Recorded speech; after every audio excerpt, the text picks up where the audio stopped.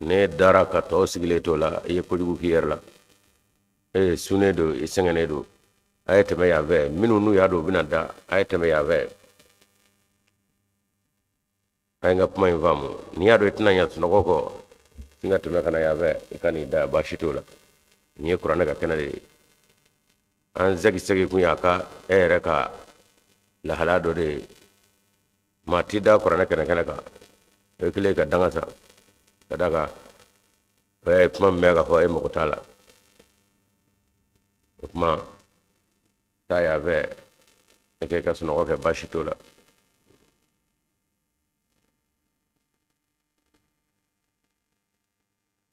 أعوذ بالله من الشيطان الرجيم بسم الله الرحمن الرحيم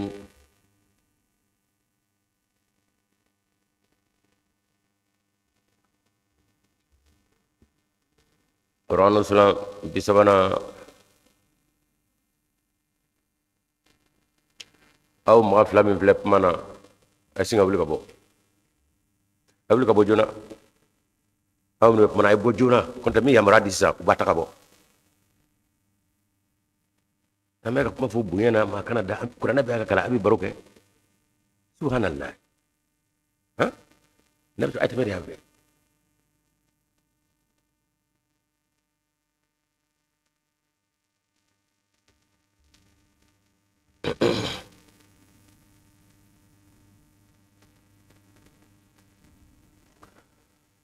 Quran sulam bisa banana surat Rumi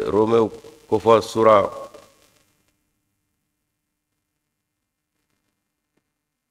ale aya bisaba ani duruna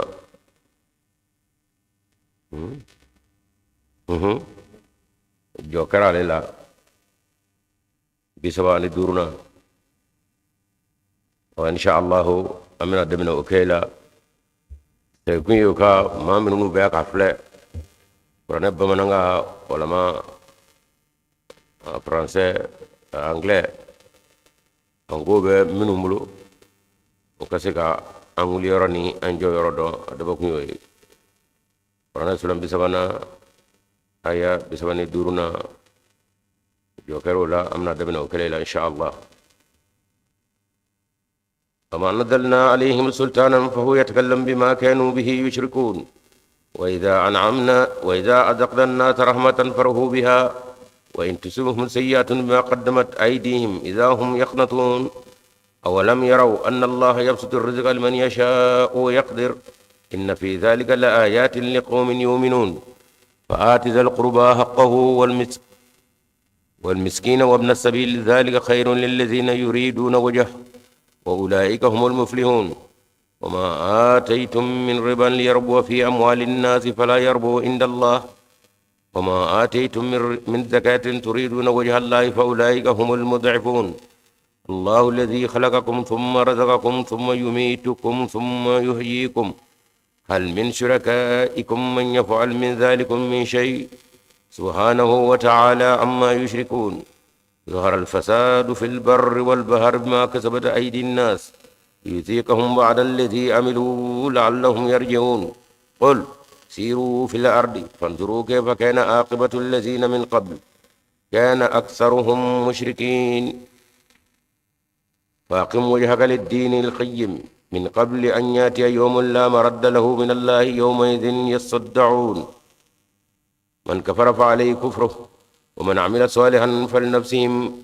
فلأنفسهم يمهدون ليجزي الذين آمنوا وعملوا الصالحات من فضله إنه لا يحب الكافرين ومن آياته أن يرسل الرياح مبشرات وليذيقكم من رحمته ولتجري الفلك بأمره ولتبتغوا من فضله ولعلكم تشكرون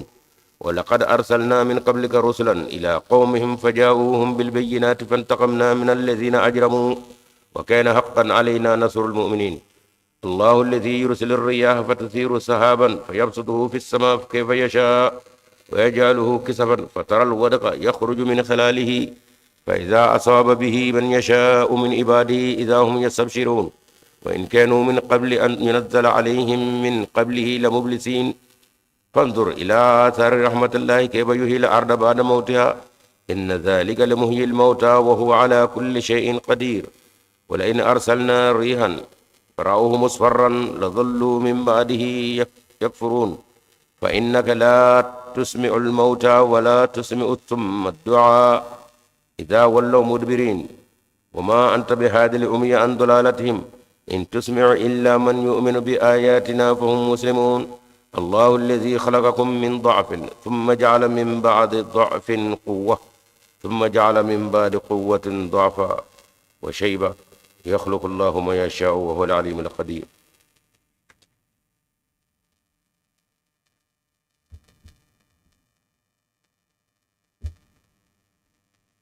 السلام عليكم. Qur'anu tafsiru no ye Qur'an da kunyaw a bayel mani bamanangala ba wala kungurundo asengoro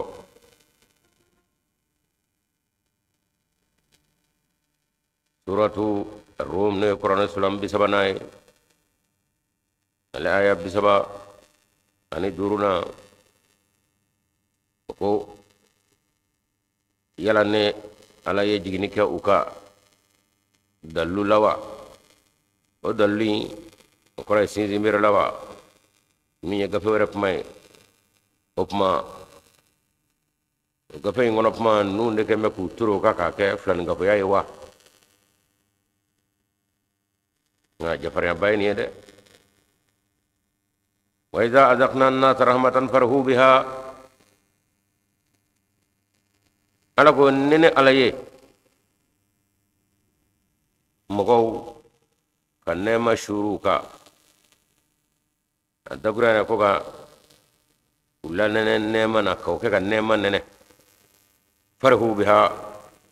o ubin sujanoy wa in tusubum sayyatun bima qaddamat aydihim idahum yaqnatun ko ngani toron na usoro masiba na usoro ko jugu na usoro bima fenga muqaddamat aydihim uyoru ka kewole jugu ma do nyamala nyamano fe idahum yaqnatuna ki baye ujigi bisinga tigati awalam yaraw anna allah yabsutu rizqa liman yasha'u wa yaqdir ko manaw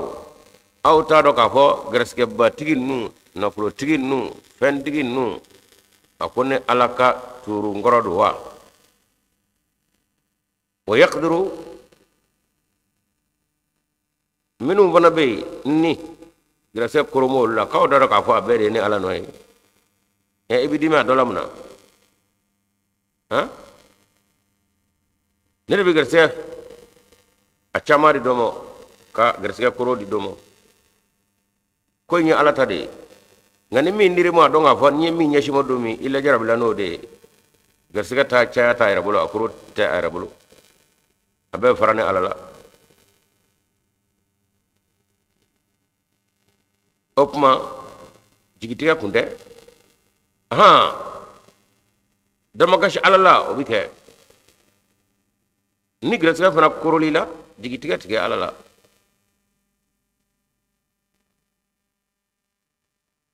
ibi dama gashi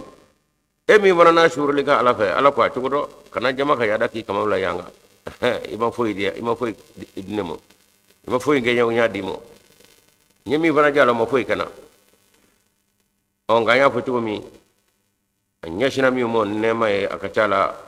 o kala jarabili o tikwala o to mi halaki ti chamadi kiyama soro ala kangi shiga bumo inna fi dhalika la ayatin liqaumin yu'minun onga limena jong ikado lubi wala nabbo ni la jarabili suwa play ngono o kamo ayla muhammad minge anga wala nay akanya na ko golo bekara ko fe maya tungo fandanya saka gue sarala o bega wulu dugo mo dugo no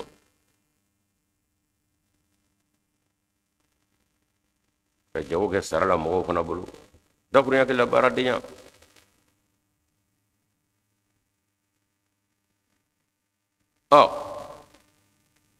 abora ola kana ke magana lamini yere masake nga ala mi wone aya don wala muhammad ya do ko ni wati fen fen nana ni abe ala ka turu ngore ala la jarabini yaramadini fende mulo ni mabulu ma yayi folo ko boy kana sangorata ka ke magana rete anan lamni be masake nga kala halashi ma yala ma kata ya dala kata kafala ay de makeni moy mi nga gele on bi araba de bolo de flani ante se fiew kramo kundaw fama kundaw no floti kundaw ay fa ka do ne ray karsay o de kunde alay sangorta min nguna imafto fuila ay la jarabni nyama yainde doni inde fanga inde na fuloyi muhammad sallallahu alaihi wasallam amma fila yarma fiyo ay araba da ko maka minu jigiti gale do nyina mela afama nama masagalama abi jigi pew kana folu koro olu washire nu ka fin nogole kay barula ya sura jere jigiti ke ma nogole kasabolo to ba jeni mi song ja madne kono jeni rab song gi barni nogole baynata fana ko ga cekele ni may daga bana may mashi mawshido ko de kana ni nogole kasabolo washile may nye jonga do kay ala kra ni ngala mi nge jigiti gale ala kra ka mo kana no mashite madna mi ngapsa e jeni gani mo honde radi kay ni ka ce ka sangorota jara ti signi mi yefiyo odeni onga jenni ake ma shikunde magana laminna do mi mecce mi o dakura ajira na nyira bori tanyo nana ala be watu de ci adama domo nay min ji madomi he o ni ore ko kama imam hadi ajira o ahmad yaw adama domo ayala tanu nakra la halala halala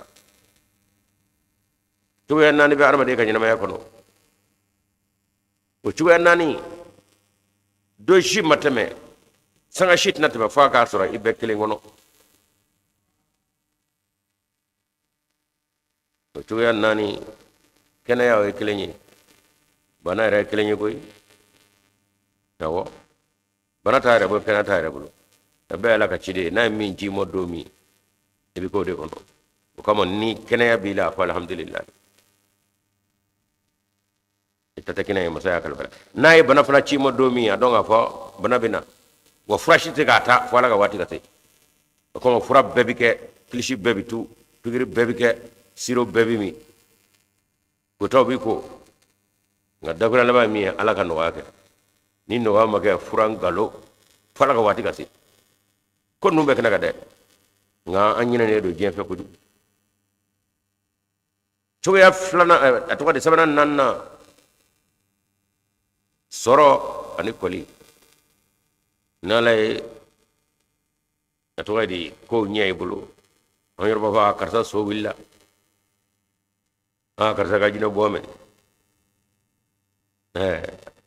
ala ga wati na nido aw fana karta fana ti fo da na yara wara bi mire ne akata odi akirata ne akata nyin ga dawre kirata ala ko to de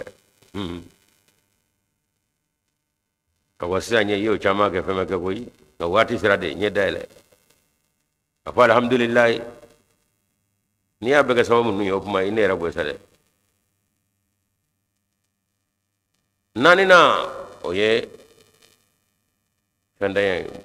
bulukulonya ono wati sira ima ken na fulo kuna chugo hanni ya cheki kongo fana abita ai masisi to imam hada jira na bete o mana imma ke chugo la nin chuwa nani na domi afa alhamdulillah ala den nodo ashita yira bulu wala kra kanyana ma krati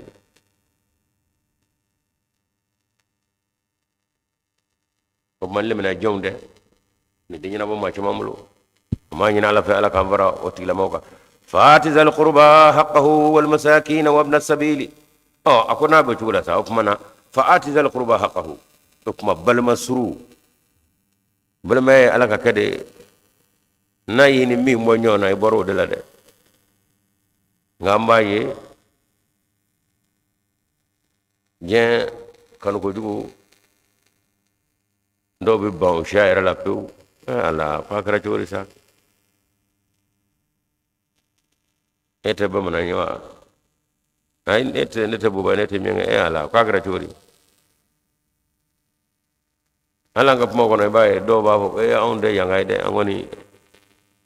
anana siya angoni ma anyira ye yangay la sida ngaw wala sulu fani anga chorba ba ko na mura sayyidina usman mura abubakar la on be kuye ale be yoro mina bi no e mali e bomono ni o shina fo no ka ka o shado ko ni o na so te o konde an la sulu ni be ku ngamal ma ke ala e bele ma e seto lo ya yi bola pia chemo sa shay ngay ko be do fe do ja ko la eni bandula ka ta do la de opma faadi zal qurba haqqahu bal masruka haga damo amal make kana jede ni yoro fanana wala lamba kono fendigi ami no ala ko ne de bodi na yo dimo ako aywa ato bal masru nga do ko femmi fede kana ke sebede mamun yoro ga jelo de betno abara bal mawta saro ala ko ni yo ke miti ni ngade nek la bal ma e fuya ne bula de seto law wi doy u nyano mo nyaw wi doy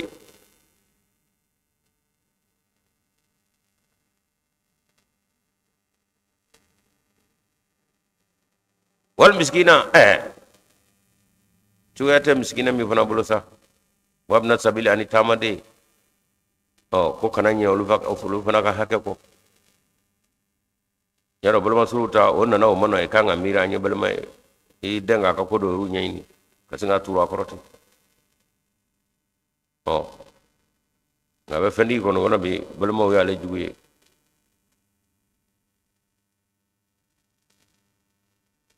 wa fa kan dace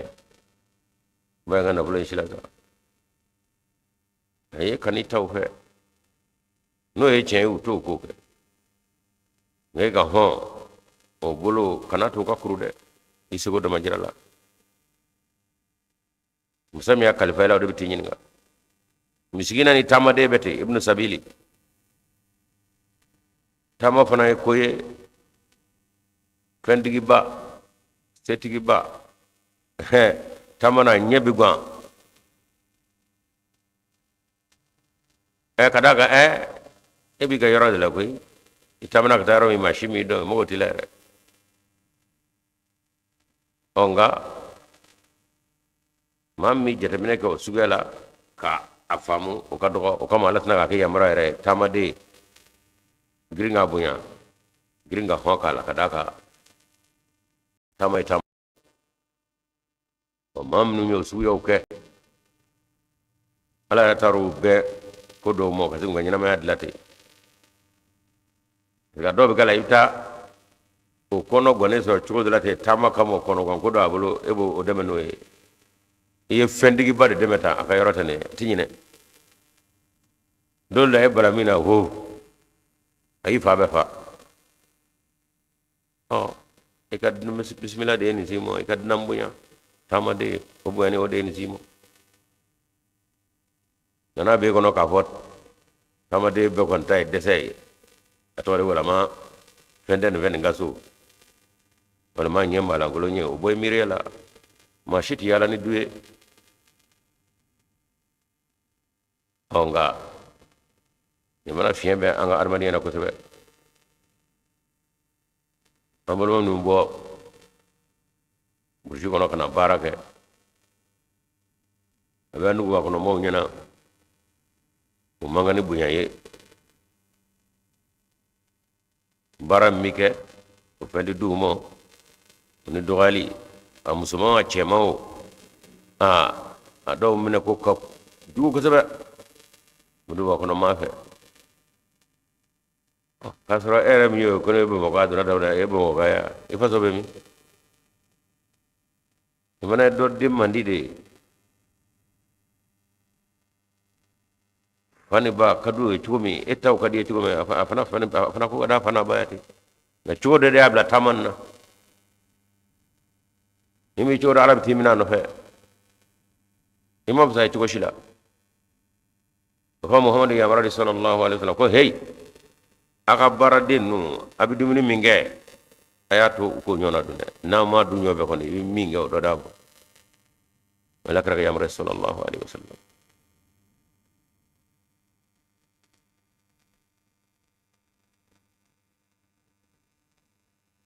dala khairun allazina yuriduna wajha allah akum be kan mi bo ala nyin naw kon ne heraye mawye maminu ni olu ka nyini tay ala sorole de may be ababo ababo no fawo ma chama ramme be ala nyini bawde ni ki mako taala la ala woto ni ray ay mi ngira sa kala so ka bokki ga bana manye bande ka ngare mbe ku yede do la chit na kay ay watu nga je kono abe be nyini wala be o ni mona ni wala nyuma ne fa fa sa ka ko isoro ay ko me ere ala ko boy ka miri ala ko ma teme je kono ko be baga ba shi tola ni ngal tolu mo ngay ko me mbage baga ni ay ma kana so bo je ngona yara mande mana yara mande namade daya wa ulaika humul muflihuna aw ma minu nuli ladil kaymina ala ko olu de ni rotikuye wa ma ataytum min riban aka jago anaka fere aka saniu aka adimo ani aminani o mi mittimani nyon jesa kata yuruku do kono goro naflu do kono na famo riba ala rukala akabo minge liyarbu fi amwalin nasi nguso uka ket do farangaye e kan nafulula jeni mule wala baraka nyoy mulu ala ko fala yarbu indallah akwamul magay hagla ki nafulo son mazro ye nafulo buguna zro ko ala ye kasara de santa riba de mine isona kaba ko isoro ni shidri mo ina fenjama je kono ne kono gani nyaka de ni kasara no bana digu mo be nyeshimo kada ke yebal mo nyeji toto bal mo ko toto ko mo bula nana ko ma yado seta e sorlaka goroko juru ka ko do fejja ko la seta bi do ko ke kam so dale do banana wala ma fenda du kono na ma mena ba ko tori mi ade ala ko kaba ko isoro masiki balma nyi ce jango samia fe bi kono soroba do bi don de karta ni mo bora kele ngon daw mo poite koy al citna se ka ke ni samia bana matara ayde fenda jibulu ni ko na madi wo ma ni samia ko bana e ba sara bo rafla o to ba shi koy makiti wodi yaye dim sonu so be ka kono aba ko do ka mo fole ngoro ala ko amina ne mi be ta cena isona ka mina ke asarato isona ka flamne ye haramu dunde ye tasma du kono o du ba fana kono o nyono chama be ngotugo bina bana bato tugo bina kasa dame do sala we ordna sida taran hakaina o yoro ko nga kata ni ma nyamu akara barai foi tamulo dukule ngo ni yo fana fire papa sa tugo tala ani ma nyamu kan nganu kata bina kele buyede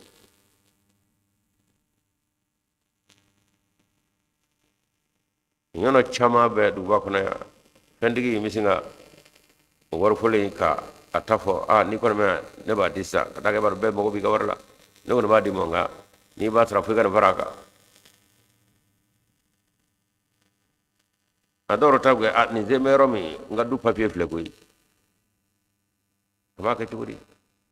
ma tra churna ko ala ko nyemi sinemo e ga janama so daylo ta flipe kanna fa baraka de semina de menoy kanake ibe je kono je fale do basibo ne kasara odila ni yono bi se kana e soro ne ala fede ibe be kay nyeji ci ko no gone do ata taro hidoble ngamo mina fian ka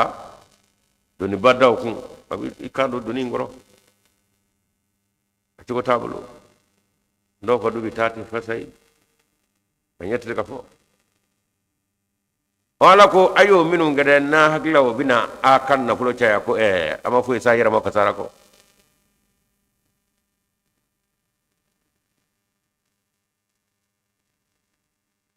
riba ni yorayna ame jemi ngona sa ko bangi karamo ko mainda ko ngene ko mainda lay baki ko bangi borale de ngo fana be kurana kala ka koro do afana tan yoro do ala konde ma inda lahi bakin ma inda ko yen fana ma inda lahi bakin ko mi aw fo o de bi ba mi aw de ko bane ngala tati ba ko ma inda lahi baki ko bang yo de wati la moy karo ka fo o bolam lo di bogoy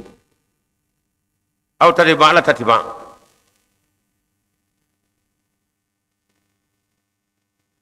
akaramo keleng be kono wari azmana la ka hinana wa borobo ay to nyari ko ni ma amanya ma bulutojo wa ko no bora bina mina koy ay ni sera le ko mo ite mina blede o mo ndela ba ke be o na fulo ngonu go o bisro ka ta di def mo ko ni magi dang yon fero mandala baki ga pama be rom no fe ko ne nye lu ma kono pama be rom no fe bangi war mara yoro lama don ba chama anye bire daku ka bangi baranyo yake haramu ye anya do mina mingono yananga bara ere fam bangi be bara jmena o ma fama be adana ka haram bire daku ka nya wapia kasoro an yuru be bara mina kala mina dine koli mingono o be babu do be babul musharaka abi je ka barake o babula wortigi gake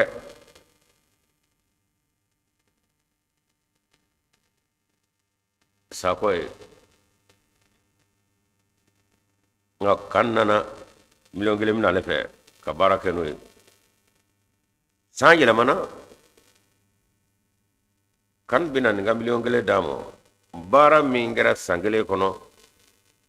kan fe warla ni ma baraka o ni wona wardi kan maka barake op ma kan no mi no de bitla alen kante kan baga million gele fana segama anu bera ko grop mana albi anga sangle wera kenyo be odu ni sagle te mana fana no mi zorla o batla nyonje o batla nyonje kada ko wor kuini ndade worte kan tay ngale fana de barakala ofma alewi dota ni mi dota o mi me anga ina gafu kono ko do kany ne bangi war mara sobe o de bita bo kono miti ka war blay kana te kono ko bangi bi ka war dale to amana lo ngo mo de be nyona agli mo de be ba ta dina politiku mo judo na politiku la olu barake nay no le barake ni ka war blale kada ka bangi blo sa ya dal mo mana le bi barake nay an na politiku o kuma bar na politiku baram ngesa ko ka war judo tale bangla ubina otuna di bangi mo am banka war kun o wajibi de alim bangi fana be musharaka la bangi de wardu barakala la so jola la na fulotila o kuma war min jodi la ne kal war ko la may abena minga ne yo kenaye bara mi ngani banka war mara leye bina ka war kun damo katla ka doda ka pian o te riba ita e warewa ita taw bera mi nganaye ot no bi bulo ngan eta to de e ot noy e bina do de bangi mola ota riba o musharaka klini sisa bangi ye ka war minta ko di na volotimo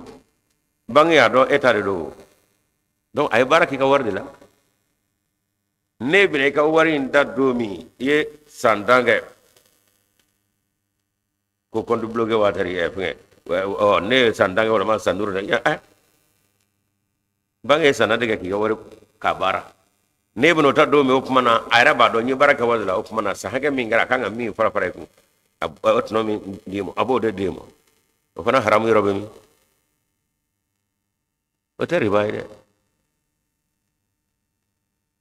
ngang karabu ambe anturan kun ka kan se jana sama haram haram haram yana nganya yi ngalo do haram tari bay aha ne tarwa jurta bangla kana ngatwai di desa bila balota dugono atina ga foyo go wala wala to jume wulo ni bang ko ne wardi bang manga foyo mine ka kata ga mata baraka nay ima jo kana ima baraka kana e bana wato de ni de makarana ye ni ma fe do de balonay bang manga fe baroka onga irba kele misra kono indi woni digla ma ra gato afa mi tajuru bata ba bina sojo da bina bita bishu sama ma ga jodala kadla kana do ndal ne do ay tay warde e bi tay ka war bla fe ci minna e bata bi do faraku ari do baraka nay e fana ya tata kuma na ka baraka nay munay tasara i ba ka war ku tra kadla do baraka haram te riba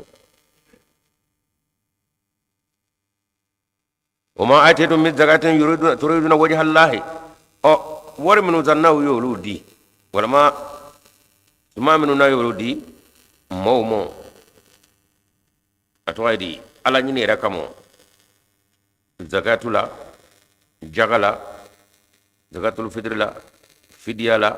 ونانيو نففني كفرلا وبي على سراوي كو كون ميدي إنيو نمو كابو دنگا دو كنو ولما كهنا دو لا سامو ika do ka fo olu de na fule mi ni ala bi farali ka ulu ka fa ulai ka mul mudu yakuna nga ika namara to jamba ni cenya jito ne braba to juba bolo wala ko wala ka fenda mo katla ka do faro ka ala ko ye ka ko kiyerla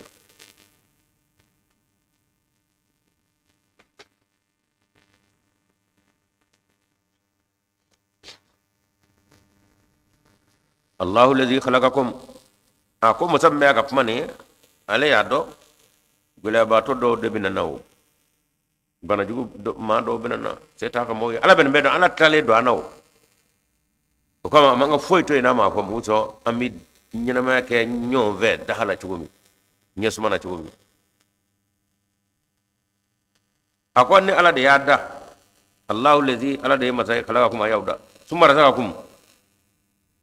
wa hagar se ko be chugum bede ba ala bulu ala de hangar se ba summa yumitukum ni ga garsiga bana jena kun ko yumi to kun ka bi fara ba fa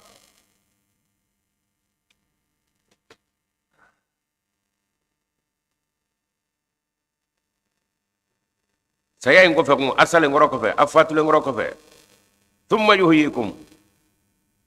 aya nyina me ka soro ate foye dalira te ko mana ko akale ngoro ko de na fatu fana ko ma yuhyikum abtla ka nyama ya hal min shurakaikum mun yafal min zalikum shay munu ngeme ka ala sinaw ala jenyon ala flan ala kungenyon aka miriyaw ni baro ko na kebe ka gidam no ku taku kay na fala ko yala wala sinaminu mabulu wala jenyon minu mabulu akema ka flan ko ba feminu na olu bi kan nyona ke wa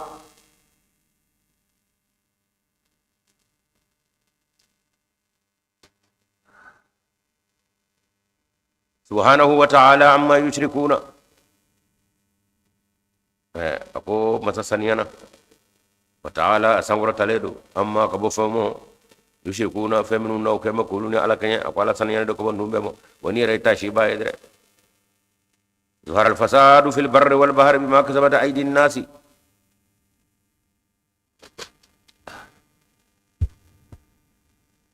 ala ko adama dum akui kado wa cheni warala dukulo kade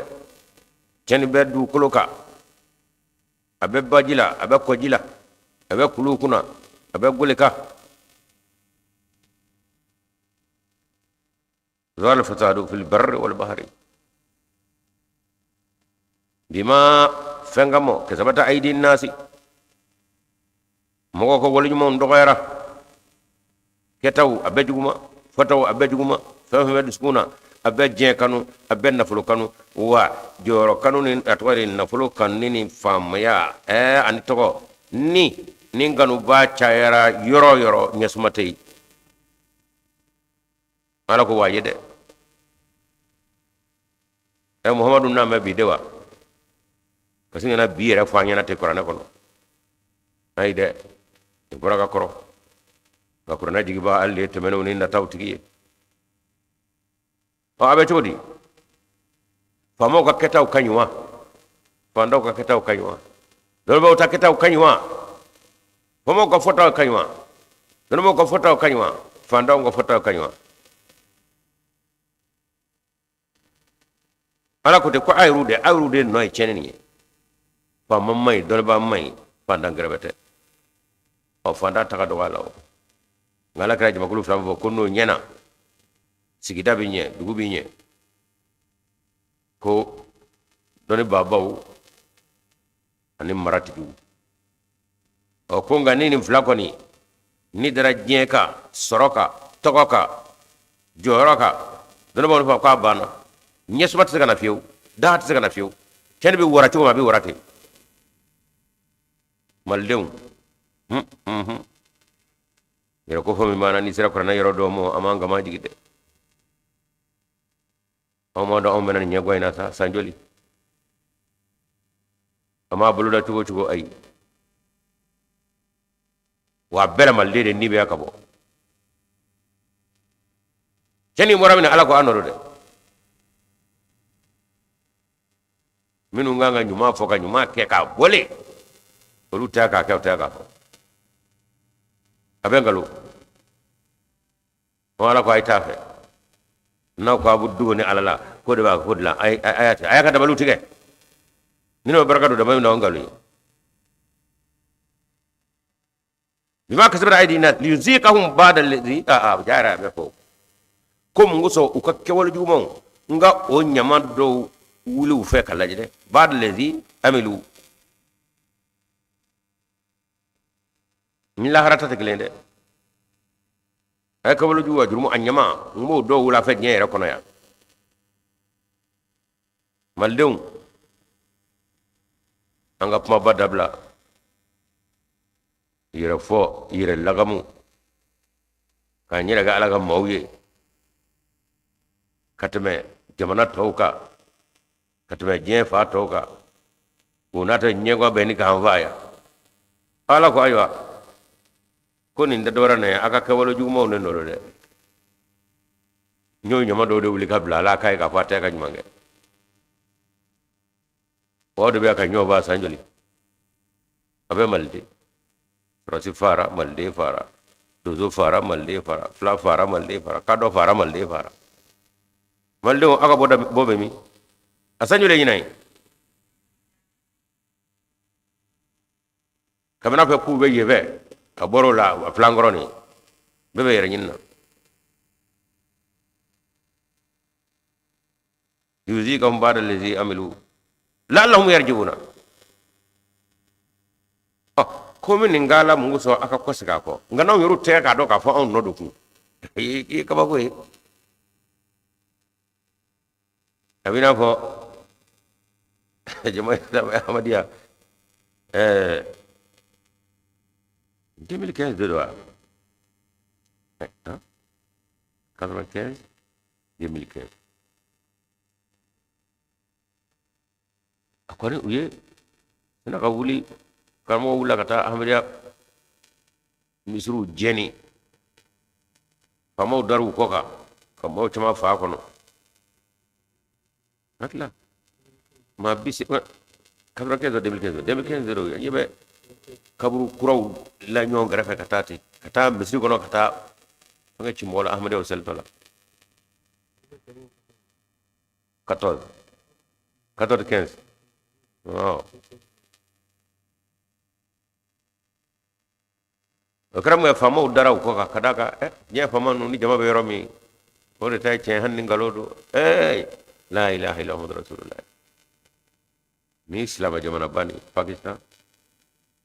abbe allahu akbar ara jamana nyira de tawati fako fam pakistan andi jamana bere jamana keleni end afwa le mo end nga anglais kam mara nana soro silamo be de kun dolay mishi so wote ka du silamo fe ni bere da mishi ko ibina ki fa ni mishi ada sara la bana de abu nu ka daga endu ga bado tay mishi seli ka wele ibu ka muso noko kuma komi o muso batulaw ni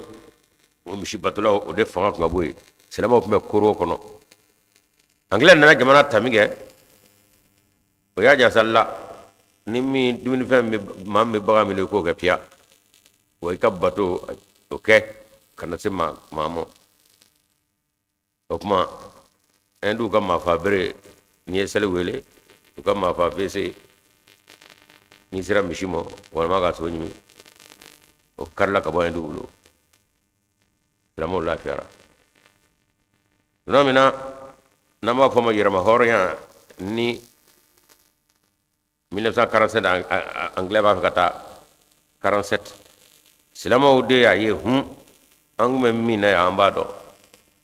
anglais nana ambo dawudo kono ko ma mindo de ene ga nunda anga jamana fangle nyini anga jama tore kana bato ina alate kada kan na nyaay amishi botolo di botolo ne subo be nyamene do fa mo end opma minu nu oluye kalawnge o nyela we nyonye do de sara nyonye do ka ene parati ni atwa de ka jamana fangle ni anglais rafa damo bikay o doy ngoni dine be ma bsika kay ap fra bebe jena ngaya kake allah akbar mo tay o yoro to dara de la Pakistan yoro seulement pas Korea kasani stan Korea yoro o Korea favorite bato yoro mi fo ala 1947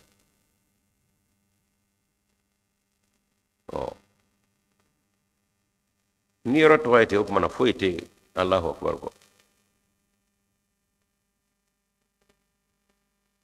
ado islam yoro ifade wa chana dina ko az-zahirin o dali kana ka walali ama arabu ka dakure wo do halbi ka ni may centi gajira ka fo unzila al-quran bi makkah wa quri'a bi masr wa fuhima wa tubiga bil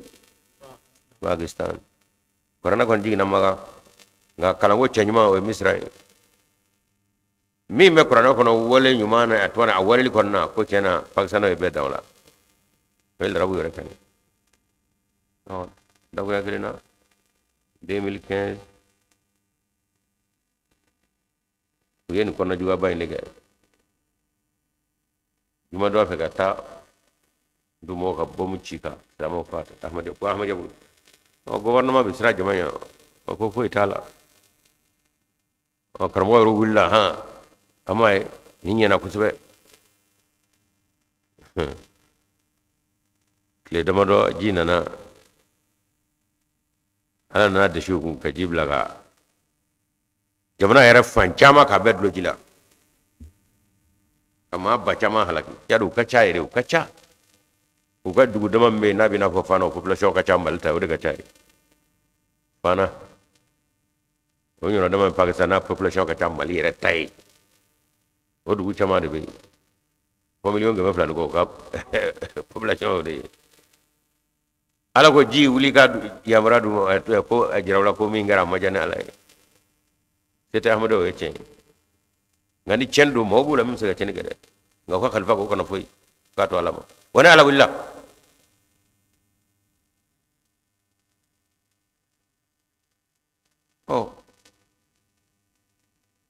c'est ça aw ko minnu tɛ silamɛ ayolu bɔ aw y'a ɲɔ ko a ye ala ka baara ɲuman kɛ ala nan'o falen aw halakili na ni ji ye aw t'a dɔn k'a fɔ wa a ka walejugu segira ma o ɲɔgɔn de fɔtɔ filɛ yan ko cɛni warala sa dugukolo kɔ kan jamana kɔnɔ sanjeli an ni bɛ ka bɔ ka taa ko a y'olu ka kɛwalejugu nɔ don dɛ o kuma mali faama mali fanda mali silama min tɛ silama ye dɔn an ka yɛrɛmajigi ta an ka kolo ta ala fɛ an ka yafa ɲini ala fɛ ala dɔ kɛra sa luka caman bɔra yatimɛ caman tora yen muso sitabatɔ caman cayara a gɔgɔjugu dɔw dɔra sunguruba yɛrɛ la ten cogo si t'u bolo ala ni ma ɲɛ mali ma ten dɔ kɛra koyi o kan ka kɛ ne n'aw ka dakuruya de ye nka ayi kamankɔrɔta ni yɛrɛ fɔ hali bi o de b'an na e b'i yɛrɛ fɔ ala ye a bɛ dɔ ka tɛmɛ yɛrɛ kan kolo yuzikahum ba'da allazi amilu ni nana nin kala ta ko a gɔngɔjugu la kana sɔrɔ k'a fɔ wa an tɛ segin an kɔ la'allahum yarji'una ko wa ni min kɛra muso a ka segin a kɔ de nka anw tɛ ka segin an kɔ dakura in bɛ dafa min na sa o ye nin kɛlen karamɔgɔ ye u kɛ ɲɔgɔn kan Pakistan k'a ɲɛ b'a la dɛ ko ne ye ala nin kan na ko ka d'a kan an ma ahmadiyɛw faa kosɛbɛ ka dɔ b'a la ji kelen ka halakili da o kan karamɔgɔ bɛ tila ka ɲɔgɔn wele k'i b'a ye n'i y'a ye ala nin kan na k'an ma alibi k'an ma sɛbɛn k'an ma ahmadiyɛw sɛbɛkɔrɔ faa de o tigilamɔgɔ o bɛ segin kɔ don jumɛn o bɛna fɔ anw malidenw ta bi bere bɛ ka dango ala fɛ k'ale muso an ka yɛrɛmajigi ani ala yafa mɔ ta dɛ ayi an t'o k'an ka walana ye hali bi an b'an gama ye an ka mali bɛ ta ala ɲɛkɔrɔ k'a sɔrɔ an bɛnnen don ala ɲɛkɔrɔ ka taa kɛ mɔ ni i daga jɛ f'i bɛ kasi kalɔgɔ dɔgɔyali dara nin kitabu sanuma in ka mali kɔnɔ yan o maliden b'i kunkolo kɔrɔta diɲɛ ɲɛ k'a kɛra ta cogo k'a sɔrɔ a kɛra diɲɛ bɛɛ y'a ye o ye kunnajɛ taamasiyɛn de ye o ye maɲumanya taamasiyɛn de ye min bɛ ka da o ka kɛwale juguman na an yɛrɛ ni ɲɔgɔn cɛ o filɛ nin ye wala nana s'o ma sisan zuhara al-fasad fil barri wal bahri cɛni warala ko wa ne yɛrɛ ala jɔra ka taa k'a ka kɛwale jugu dɔw ka o ɲama kɛ k'a minɛ a k'a dɔn k'a fɔ muso a ka segin a kɔ ale ye hinɛ masa de ye qul siru fil ardi fanzuru kayfa kana aqibatu allazina min qablikum kana aktharuhum fasikina a ko nin ko suguya ni k'i ka faamu sɔrɔ dɛ a ko wuli ka yaala diɲɛ kɔnɔ jamana ta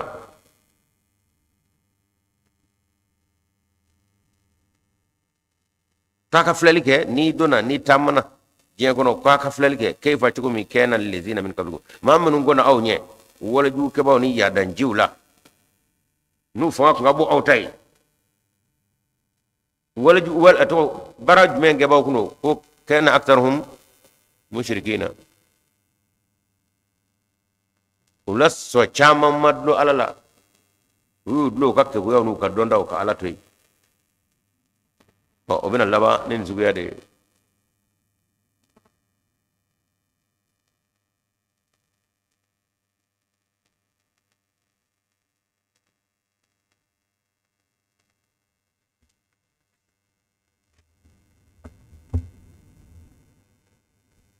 فأقم وجهك للدين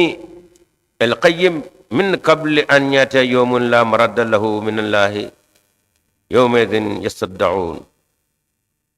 cendo ako mana ay wuli aka ñeci dinay ñira mo koy dina tlenay akara baray jenne bina mo so magana dina tlenay fa fa sita o gondo dokiraw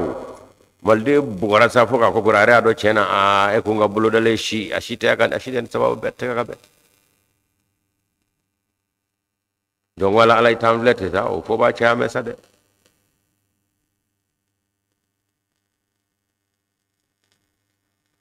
ko dina ñanama ala ko i ñeshi dina tlene mo o koray ala ka keleban diata amnu be kan ko nunge la ilaha illallah rasulullah fo ba ala o de ka ciaka te bega maliko na yakoni o de bi defe cogodi kana ka ko mo hodo ka fafe ala ti ma jamba mal karamgo wa kara kono go inde kono go ya jime famo na nyamna chodla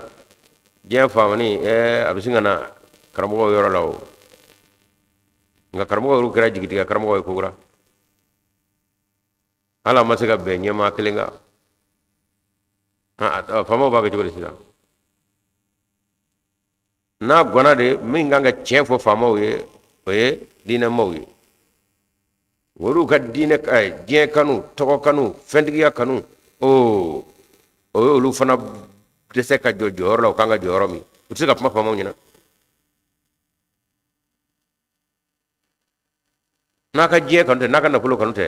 ni auka to kanu te muni abali ka nyama sigi nyama sigili la hala minu nganga ke amo de meke wa asira wa ama sire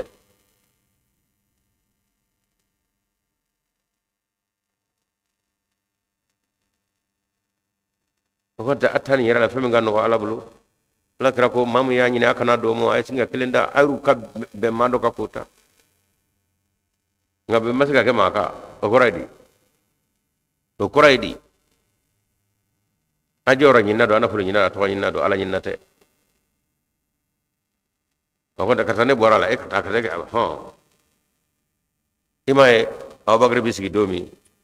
akra chodi abagre folla ko umar tege de mine umaru mo bi malo mo bi siranye ala kra temene ngurai na ma shirika siga nona eko ibulo gura koi han wasi na umar mo bi malo siranye ala kra bola anjela o kono kene ko na ma war siga jorenda umaru ibulo gura be ka kibulo umaru ga abagre newa ni kala krato nyina mayala aye mamla kasalni mawye ko ke almami o jeni abubakar be jumam jela umar ko nyama yo tete umar tane de ndese chaw abubakar iblu gore sabo ayna ko ni wala kay ne kangar dawi mamma nyama ni sama ko na kana damo aw ma do bulla ka ku buna ka almami o bette man salama tari ko no abuna ka almami ay du atara utla ka tan fa kana ere almami wala ala kra ko no kra ko ala re bat la madame kada ka mawju kada da ka ayra mani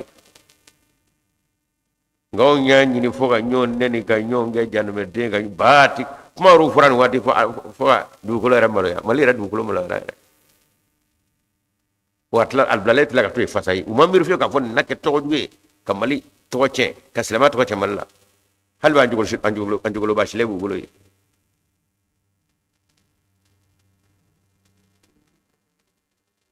on jigi tike do de mali mo ani famo mo kadaka misaka famo nu ga kobe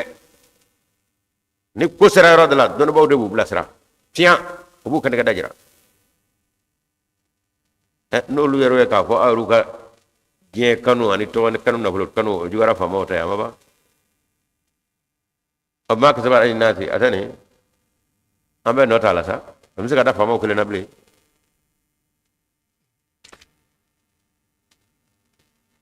fakim wajhaka lidini o ya murako ayni mbetoy aka dinan laki kainda la qayyim min tlenedo ala anda sera ko de tagoy min qabla an yati yawmun la maradda lahu min allah yawma idhin yasaddauna akunna mauke aya dodo binana odo tisega gwenga segide wasro latige asrina kaba sara bobi latige do gwen minu dembe buramuye ngami ndebe no haka o kra latige ja ku ye kala ja ku to gwen ble tisega la ja ku era kala wala be ko foya ko na de ma chodo ko do be sera la de no ko sera yasaddauna kwati ka kenya nyonga toshila akwa bad la tumo to abi yere kasade kada ko atro la tiga jumana na kafa yo mazin yasaddauna abi cici sade faranyo na abda de faranyo ya ko ni god la ka ko ha iko me ka sa haga dafara gona ta anya bala e ba ka toy o kuma an do kana ce an ga sanduru wara damu abana o muge ala de shi tige o tuna sewa o masaka ke amma ka juyo ne doke anne sai mala sa ai do ta nga be ka o masaka ko akara tori o kore be ba no fe o ina la ce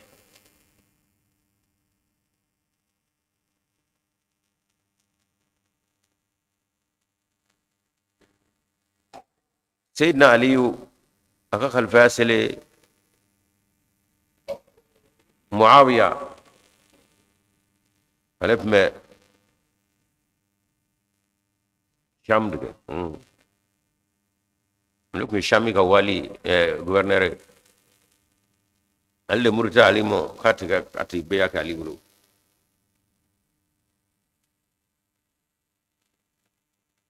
ali sigle ko nyaw no gale ali letri chama ko muawiya ko nam ako kungo mamnu njera ala krafatule ka nyama ya di abubakar mo na abubakar fatule umma kele nyonye ka nyama ya di umar mo umar fatule umma kele ole mena jongele olu kira nyonga ka nyama ya takabamla churu usmana kuna usmana fatule umma kele olu jera ka nyama ya bamla churu ne ali kumulula mawya mimi huye o manu no lu yu bulo shi mammo ala ka deme ala ka braka bo nan fade oni banan na okmana ibana khalifa embela won mo fi adaka minu nyene kai olu de abakar ka olu de umar ka olu de usman kai wonule mama ta ala bo de ka baraka oni bano mo okmana ingana jugu segi moy islamo kangi kele kadaka ye silamaya koli bɔra kɔnɔ ye bɛnɲɔgɔnya koli bɔra kɔnɔ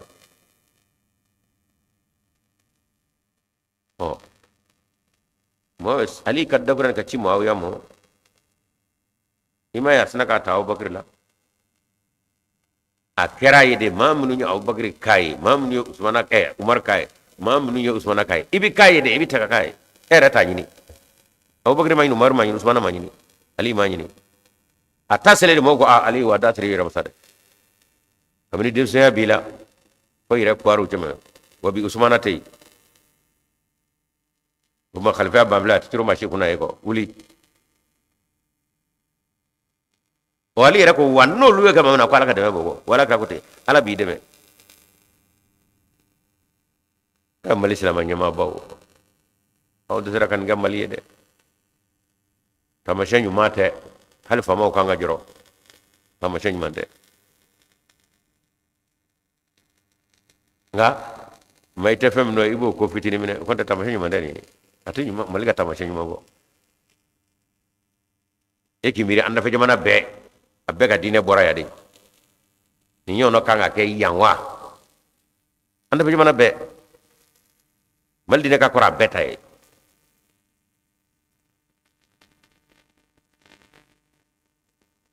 hale araw jamana noro mana waka fo togo fu kuno togo fu tede ke wole don bawo ani kalan don be meya ana fro o denu modeu olu nan ngata fasai kamula blad jamana ku kamula blad dine ku tamasha nyuma de nga fama rumme jamana ku olu fana nyata danger la ta do era ta do familu mi vana jamana tigi koromi ni kle fla kle saba fama ya no osora no nyar la kawe olu fana tan inda jedo re konto tisiga koro kuna ko tamashe ba ko jugu ba tamashe ngai bi femi ndo ka daro mi ngala bi mino mo ko da flash manga sigi yalla ko manga sigi lamo ka nyema bale ko fosdi tawo fana bete ngati mi vam ka da haga mina eta famu ka dawla de yo mai tin yasta ko mana abi talaba bembala yara de sa ko odda de bi yele sa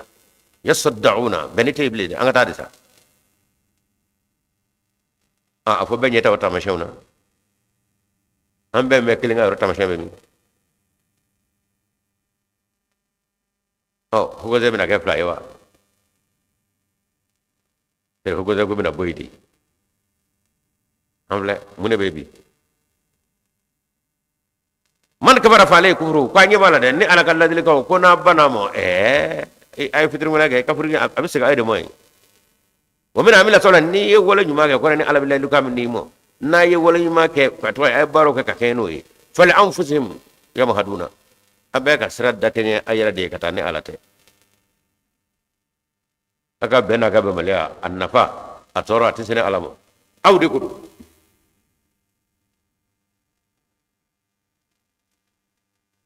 ليجزي الذين آمنوا وعملوا الصالحات من فضله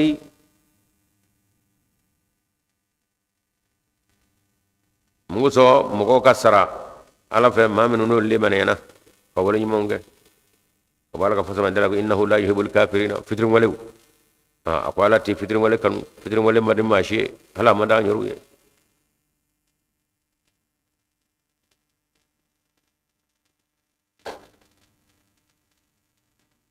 فمن جاي كفوا سمع من نبني وما يسلم ما كسنجا نقولا وكنا تتابلو إذا وما مغوبي نيون غني موندا ala ko ne ako ayanga shia ani kabila gimana anga nyongo nyimong laje puta ka faranda ka andabaro taarafu di koroti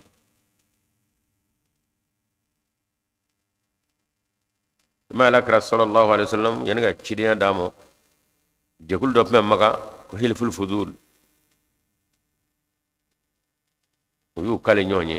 o joglu me nga fa yaga be to ki fadlu o fudul fadlu chama hilful fudul nga ko kale minga to yo kon tike kanya butoneto maga mona ya ni mama to yana ambo ga ga bosho la pian asra salama mana muhammad sallallahu alaihi wasallam apme kamaliya kono afarala uluka akra dunula o inika mabaya anika singular ya ni ikwe mato ya ni asiru mo ubiti kama koi o to sigi me maka ala kra mala wa kachala ni wero ku beni ka sirami nga kulugala na kama ko te ko lay ubala kra blog nyafe nala kra kun dara ko abeta ay ite ka ba fiu wa so chidi madamo chidi na ne dala kra mo sallallahu alaihi wasallam ayra barkota ba fo ako anya bala de ko hilful hudulu ko nya bana ko nga na dabura hal sisa ne muhammadu bala ko ko munu nye nyumo nye na bit lal bawke ka fo nde salama ka ko dabale nye kay nye ci ka bo foro o endal ma yi fe mo ye muhammad la de hamina fa anga jamana nyera kono bi anga ma ko bawka ko dabale do be amada wa salama kono ngane o flelal nyebi fiten min noya senangunya na wulla ka jo sengabi nyalla ka jo jorla pama qur'anu olu fana ka jo jorla senangunya atika mali fitna na fiu atatui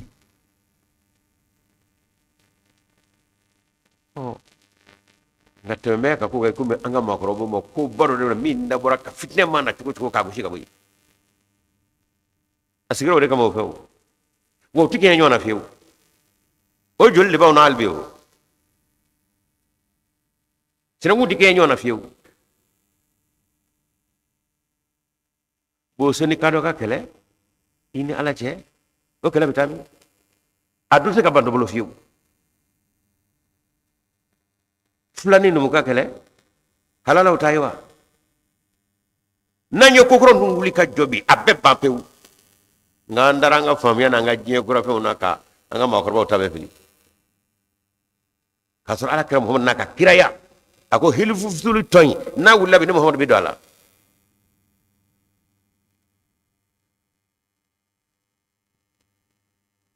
nga ndara nga labe nu kudo na nga marfawla abaya ka bane wallahi min gala ka kura sinagu yati kala anga makorba wi femisi di singa tikala fiu uye bebu bere de la anga société kono iti ka mingi yobe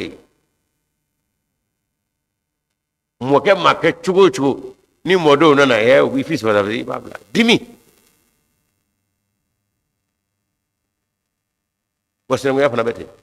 amma murti chugo na mu atukari asene ngunana aw ma fila yere mo kana tafo pew atakwala kasaka o shekle unde bea o kado kele umbea o kubuso kele unde bea o fla kele umbea o nubu kwale kele umbea o fla lake ko bea muita fitne wulo jimana na kuka take barangenya jamana fama koro ay ko koro yugo ba no yaw nyar la kawje asigira kujugo dadira kujugo fama koro kanani ndo lu tendo ye kalami gawtani ngaw bendo de ati jamana babulo la abu sigan wul ka jocco di ko fama twari karamo ko ti faraka ni lalla marfa bi desa ko dola wallahi ni desa wala ni ko nyana ba wa tor ma fa desa wala o jolu ko ngata pre kuna abada na joli bi la abada tisa ba am boraka tune ya amora samul dugulo jigoro wa ngo jolu de bawna yalla ka wuli ka jo ama ka keta ke flode dimson ten do fana ere ngani vanga kabu marfai marfa shi tenmo kunu yo va baw hali kundala kanga fanga jirate nunu makanya ulula yanga ondani wa wuli ka teme bi sawu chama bamulu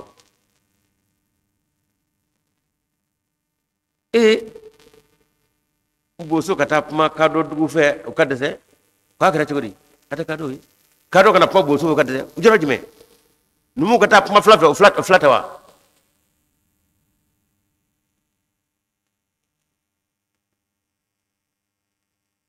oh na sera dola amma anga amfa ko kangu atoidi kulu kanfuga aka qur'an ni national jine o kulu ka gwa ba mu lansende ka podla anya blake selema ko ka fe bere filiwa awa ka fe mo filiwa halbe amma somi ala ka kam sala dile flamoni hira ana ala de bi manyobe nga to mo me yani ga chidiya damo akona dabra be albi mi do ala kada ka bit lalike neni fe fona be bit lalike wati kenya kula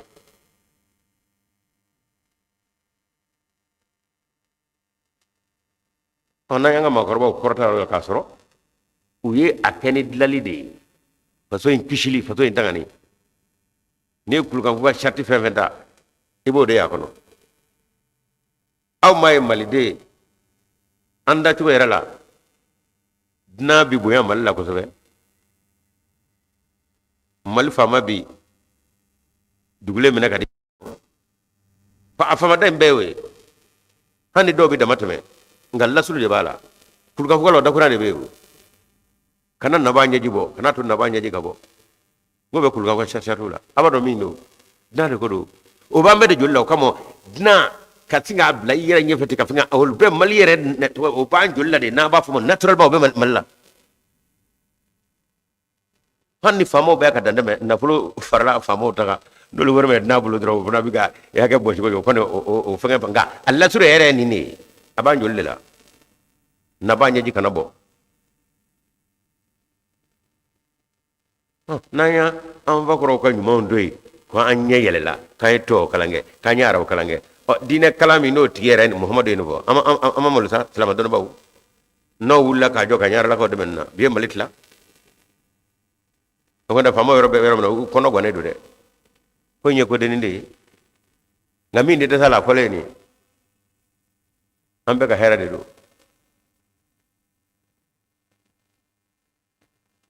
mi yera daro ka ala ko fon man kafara fale kufru ne mamnunge aye na fitri ngala lula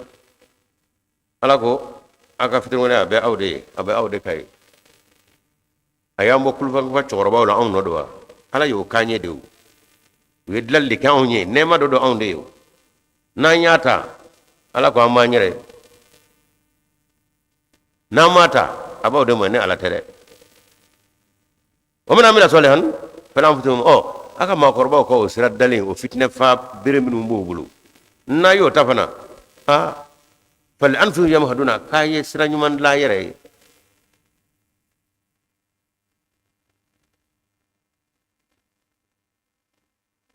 ومن آياته أن يرسل الرياح مبشرات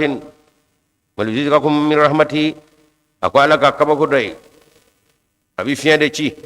مبشرات كوكا نسوجاي أكو كوكا كبر أدماني أوي أقول إني سانجي كو أبي بي باي فين كوكا دوبيتشي no kara ego bi fenda tola sanga la bemede abina bola ego asamiera wulto taniwa obma mino mi che la ba mi ga daga sabe kana ako masai ne odabu wa ka ne de o fion chi bai mubashiratin o ga kbara duma sele yamo se tabu yamo ka fo sanyi be kana waluzika kum min rahmati muso aka awlal nene wala ma ka datru aka nemana ka dabro de kabo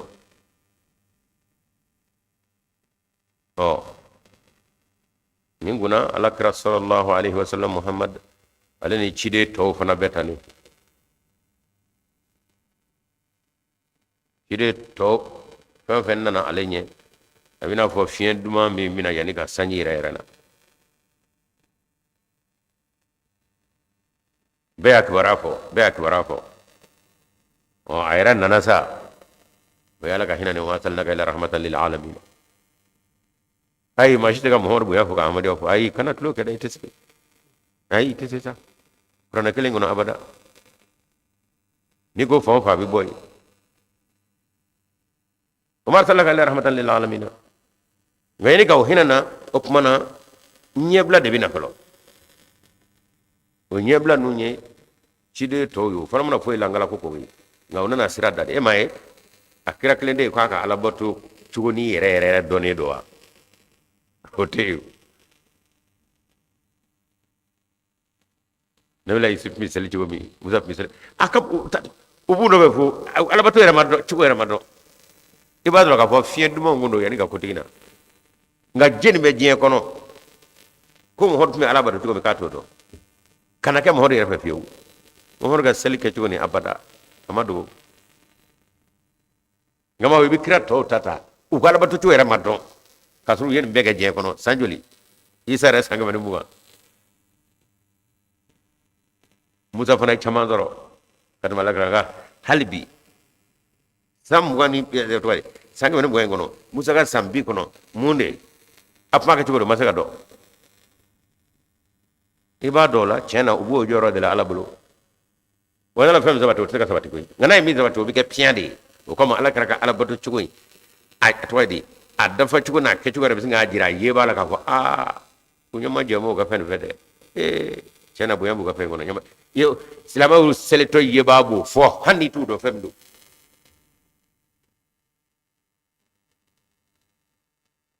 umar sallallahu alaihi rahmatan lil alamin akele imam mahdi ka dakunya dobe aka dongli mina ka kala kratanu ayen bana foy en nyona foy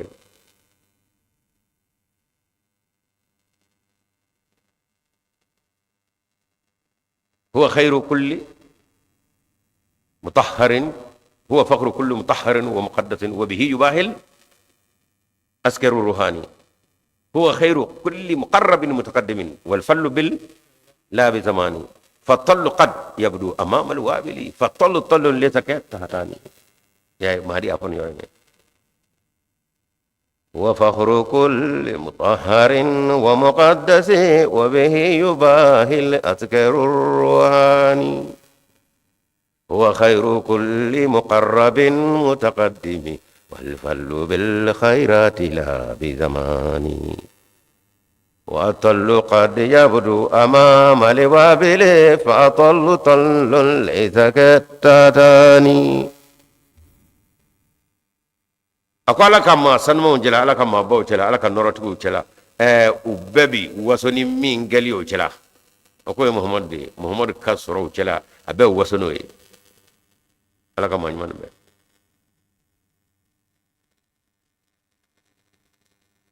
o mi rafina huwa khairu kullu mutaqaddimin ako fengo fende mena ko abela herma o muhammad wal fallu bil khairat la bi zamani nana ko fe nana nyafe ako fasamandia to gulu koy ako ina ni mi nyen nafa jume nafa mi mala o de bi ke ka tawda e kala batu cuwere ma don we ke dina gafere kono musu tal ko re ma nyana boy ko taru nyami ko dowla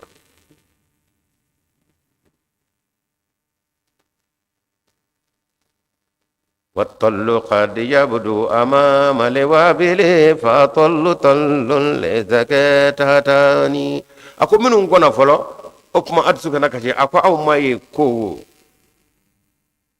sanyi nguna bina folo yani kadande sanyi nawa ye honge sanyi nguna bina folo sanyi muru do bina amo bar awa wati ya asba ko rasul nyame koy mo bi labere kasa nga do minin dañ ko day ay ibi balaga mo ye foro la dia be ba do na o ko muhammad yode to ku ye sanyi nguna wi u beni che nga kotigi nana oni abesra ko tekele nyede فطل طل ليس كتهتاني ما نقولنا أجاي إمام ماديكا دونغلي وبون نكون تيري والتجري الفلك بأمره أو موسى بجباو كوجباو ولوكا بولي ني على كجين جينغا ولتبلغوا من فضله موسى او تبتغوا موسى او كنينيكه كبا الله سبحانه وتعالى فدمان يلا لعلكم تشكرون كون مبي دابو موسى او كا على بركه دابو ني دابو على ركمو ابي دابو دي او كا ادامو نونا كا على بركه دابان او تا كا على بركه داي ني ما فا موسى كا تيترو نغي على بركه تي تموكا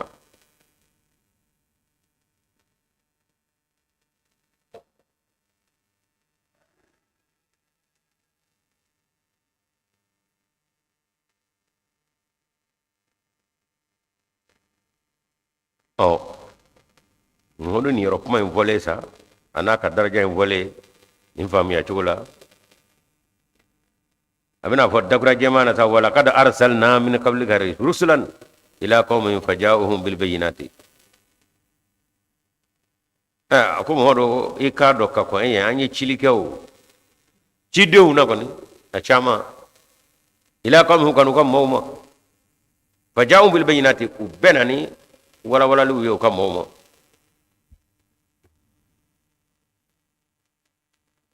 nga arama de radda chula mama binani uskosu ya kabala fafa mimi nyeshimo donedo juguya buwali ki faka boy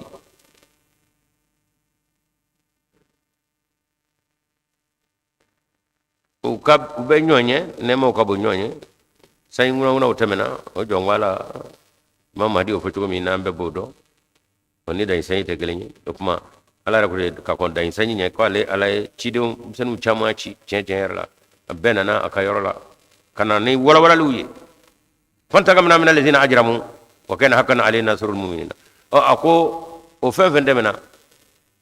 kashima men ne sujanu boyande o akala bana mena fanta gamna ne alanna tanyo moke minal lezina maula ajramu minu nyechide minu ngume ni kelani fali kulla bana kamulu fu nyana de kada ko yeda matame ndala eche ateke dugulo titayo ajira mu yo mawde ndala ala ko tabashi ibe nga sangulu jugoro ibe nga sangulu jugoro nga dugolo nga fiyen bo o te mo hotta o ene taw ta chide unda o ene ta ne furba ala de nga yam min jigana cikira ngare ka ko bi seda o kata ko wo yamulo sunya na de mo chide on tela o ma ban fiyo wali bi atiba ala kara nani no choro bayre fe nga joro kara ka tege ala ya shwa benyana ala do abeda ko abi na shi ba ka tay wala ma abi fa ka boy an wati labana imam mahdi alayhi salam ala fana tilabati mama wulla ko atwadi ka atama hake ka bulu shurinya na ala fede ada ka cide dabi ka sha ala dala min ya leci ala tew ko ngabo mamo ma ko tew o kama tamane hake ka ba da maka sha ala wala ba bulu shurinya titu nale ka cilite ebe ka mi famo to famo fana be jenga ko mi amoso ne ngala ibla le ba kade doni do weru sirane do akoro ga yamrado ga do ka fo mi yu ci sebuye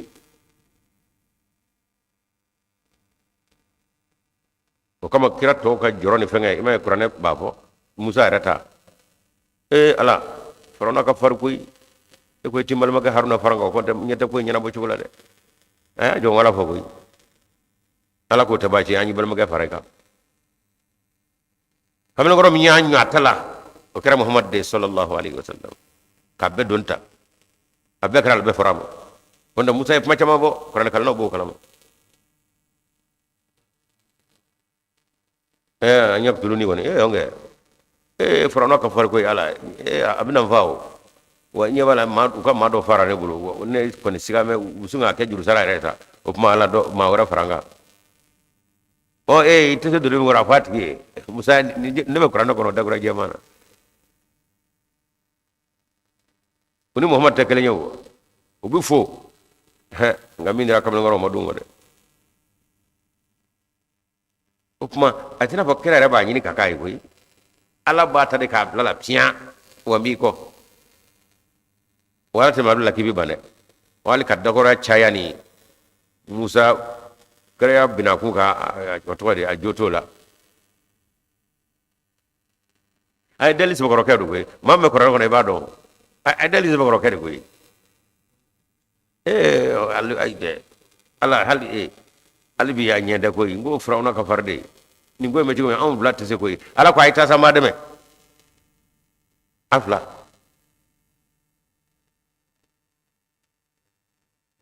imam mahdi alayhi salam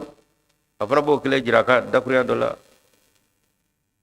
idha qila innaka mursalun qiltu innani du'itu ila amrin ala al khalqi ya'suru ala hina to dongli fla إذا قيل إنك مرسل قلت إنني دعيت إلى أمر على الخلق يعصر أكون نقول غلام أحمد واني سوغاندي دكوي دون داري كودرا ولي أقول لي سبا كو كيو ألا ni madi mo yo koy kira wera mo ko fe ala mo tlo madale nade yo doni dane kun ala dondo atabayi ray إذا قيل إنك مرسل قلت إنني دعيت إلى أمر على الخلق يعصر قالت لا دوتي alam yen dunda ko ala jo ko boro ko da je ko ay koy be kira ka kale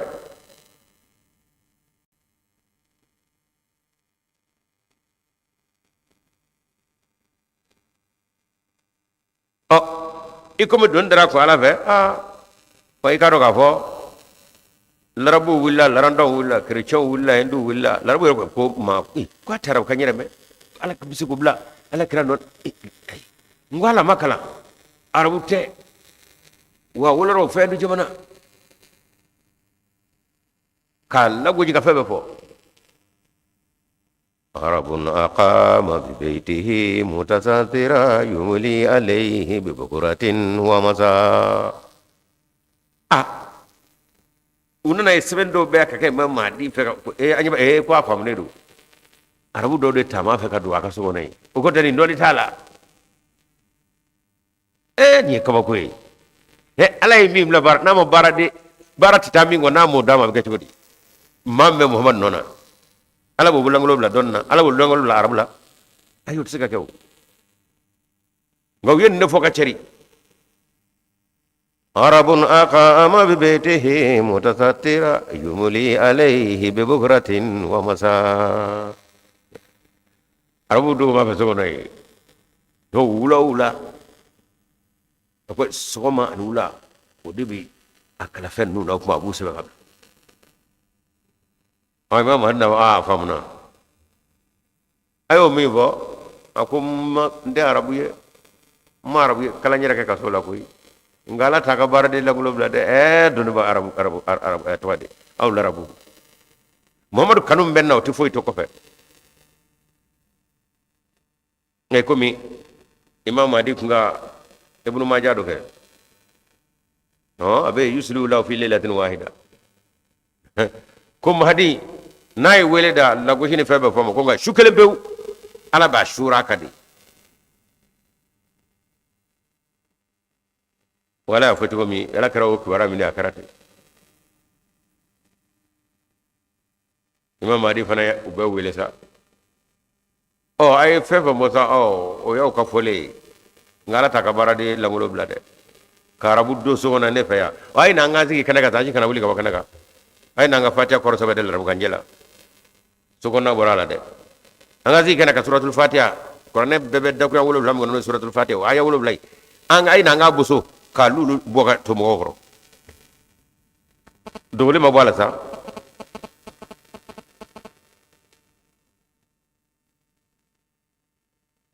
wa kana haqqan alaina nasrul mu'minina a ko n'an y'an bolo si n'an y'an bolo su kiraw jugu ka dandamɛ kɛlɛ n'an y'an bolo su ɲina ko min ye wajibi ye ne ala ye min kɛ wajibi ye kana haqqan alaina nasrul mu'minina minnu dugura o kɛra i nɔfɛ sa n'olu bɛ to filifili la nɔfɛ kuma bɛɛ f'u ma bɛɛ bɛ k'u la k'olu dɛmɛni o ye ne ngala ka wajibi ye olu ka hakɛ ye ne ka ko k'u dɛmɛ wala y'a bɛɛ dɛmɛ ahmadiyaw bɛ min diɲɛ kɔnɔ an ka caya ye joli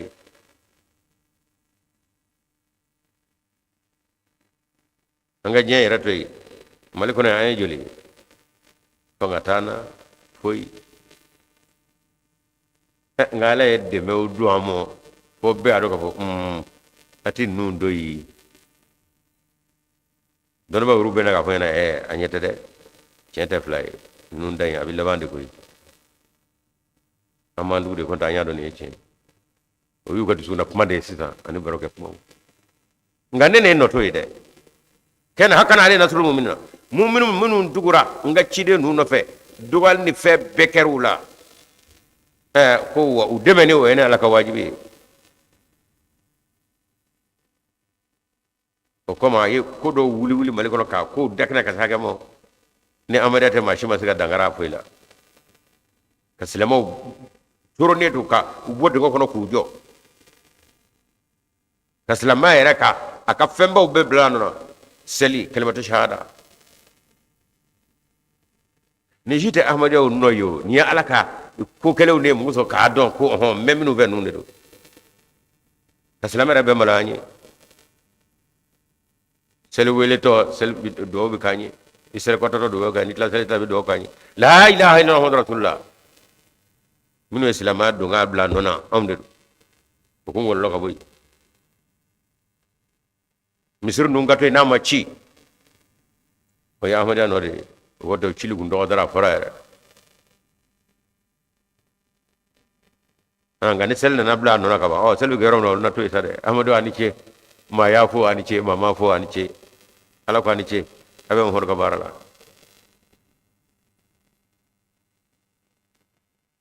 wa kana haqqan alaina nasrul mu'minina Imam Mahdi bɛ yan wa a tɛ dɛ nka anw y'an bolo don a bolo ko ala y'i bila baara min na an bɛ taa n'a ye ala ko wa dɛmɛ b'aw de ye dɛ cɛkɔrɔba taara i da ko n ka dɛmɛ ma kɔtigɛ a tɛ kɔtigɛ yɛrɛ ka sin ka u bɛɛ yɛrɛ kɛ ɲɔgɔn kan sa ka n'u d'a ma 2020 aw bɛ se o la wa ne bɛ se o la ala y'a labɛn a ye sitana k'a ka baara de ye wa ma ya'lamu junuda rabbika illa huwa ya na ya la jam shaitan ya bla ka barala kaba ko masa ko wa ya fo ko ma shite ala ka kala do aga do na le rete na ja bi jibla ka ba fi bla ka bi su bla ka ba fo ite na to bla ka barla ay shaitan bla ka num be ka nyonga u taba shuni tli kalo woro fu ru jamana ko nyena ala ko ho wala akbatul muttaqina ayata fo ahmadu ay bo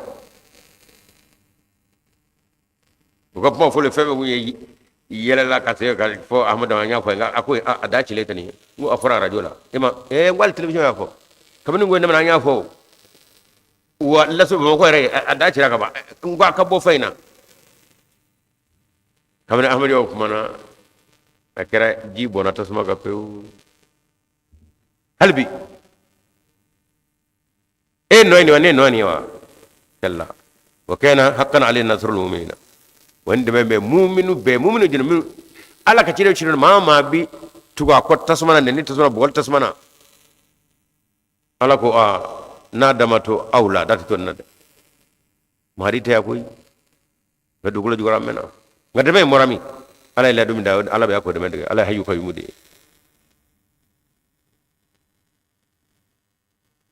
الله الذي يرسل الرياح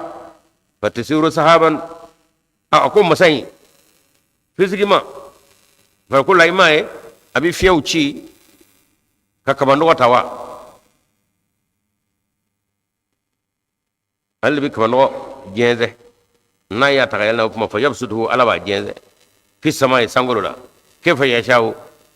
جنزة شو يرمي ينغلاجا ويجعله كسفا abake tige wala ma kunguru do bi shuru yabe fataral wada ka yakhruju min kilalihi o may bi sanje o jiga bo san ka ba non ngono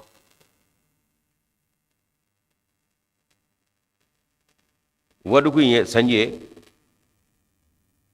ngawadula sanje re atwaidi abi shuru ki wafa boto fle barakono wadu ku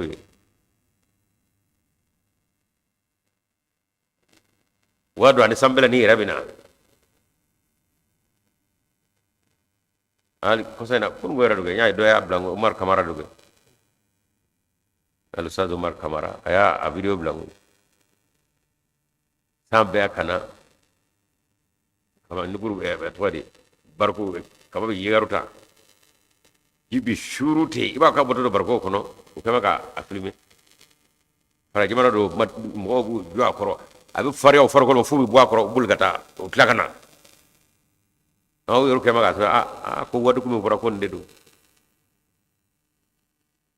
awo wado samba kati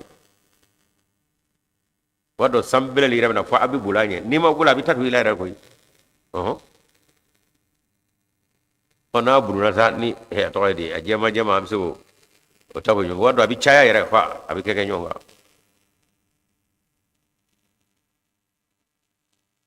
o ko fatara lu wada ka yakhruju min kilalihi may bi tay shuru toy ka bo no nu nakana fa iza asaba bihi man yashau o no jiza jimme ka bo ka no la kana ni ala yo ke kamma ma min zoro ma min yaja min ibadi aka jona iza hum yastabshiruna qulu tabe ke so jadday onga sanye ne ma bade ko ben so bi janale ko nga ala de nodo atina yere de nanni anga dona jira ni ngirata sabin ni edo dawa laga barado de وإن كانوا من قبل أن ينزل عليهم لمبلسين من قبله لمبلسين كندو كو باسرو سني ميجي دغو ميغا قبيله ميغا يورما كو باسرو سني كو بولو لا ده ko kamo nesiya bi kete atko bindu suja ko dugu kada ka ko sey ngine wasro undani ani jale nya ko ne o keme ko be o kamo ko aya soro ujigi era tige me kaba wala ma ko no wa keme ko soro no o yambe kala halawi lima bitasi haga dola kati wa sarambe ba fasa ko samia kasuru kada wa soro fundani ya da asira da musade o fundani go fe se kata la nema de bina sawo ala anga ko beta ala bulu na nyewa ka nyewa rabe la kana nyesumadi sebala ala bi hinana de ngani nyesumana ka wati de maga dram singa nyina le ko o de bana sa ramade fanzur ila athari rahmatillahi kayfa yuzyi al arda bada mawtiha akoy nyabalawa Allah je sada Allah ka hine weru no laje akadambe una dukulo wade kayfa yuhil adda Allah bi dukulo nyama to bada mawta sale ngoro fe inna zalika za la muhil mawta ko eche mam musam yoke sanjuli juli sanjuli ge tiye kono ni la halaba flay metame samia bina obita klima bina akoy ka do tilama ko ni shu nyama bayde kuma abo chokele la ruhaniya tafa no e dine vai wati dola atlema gungle de bokoy ono kera ko alam sura ka ko ra bla bla kana sakana disku sanya ko guraka dine farfondo mo la ko gura physiquement anyebo la halamina je fana be to de dine fana je ko na be ketede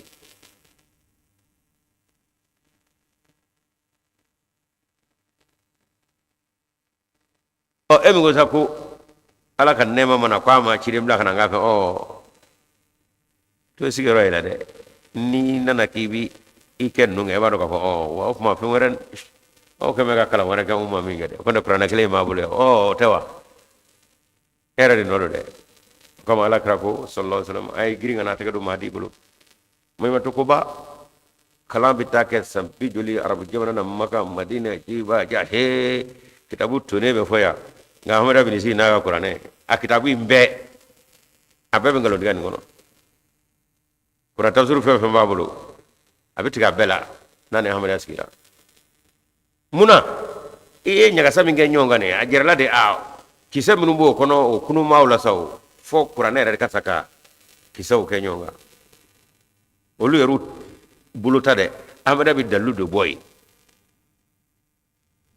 imai akaga kono ne mere akaga kono meta kada ka Qur'ane kuta abelo laba Qur'ane nay munya ka lu tisa kisa imbo ala krado gure kisa bena tunu achaman doro le bena to faraga ala bi kisa de dobo sa ofuma na ko noro bi dobo bena aturu me minga bena abulo boy ka kisa ma yoro jirala o de dimi bi do ala ka soro ituru maka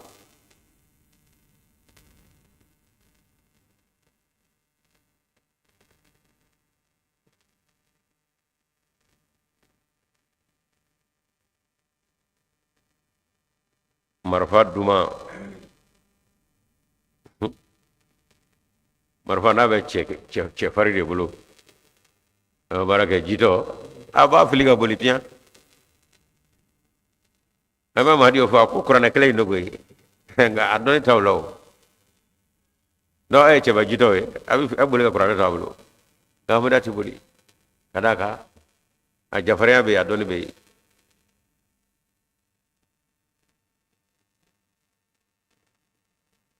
wati noera bita bana anjora sula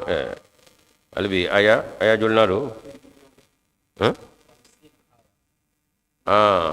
suratu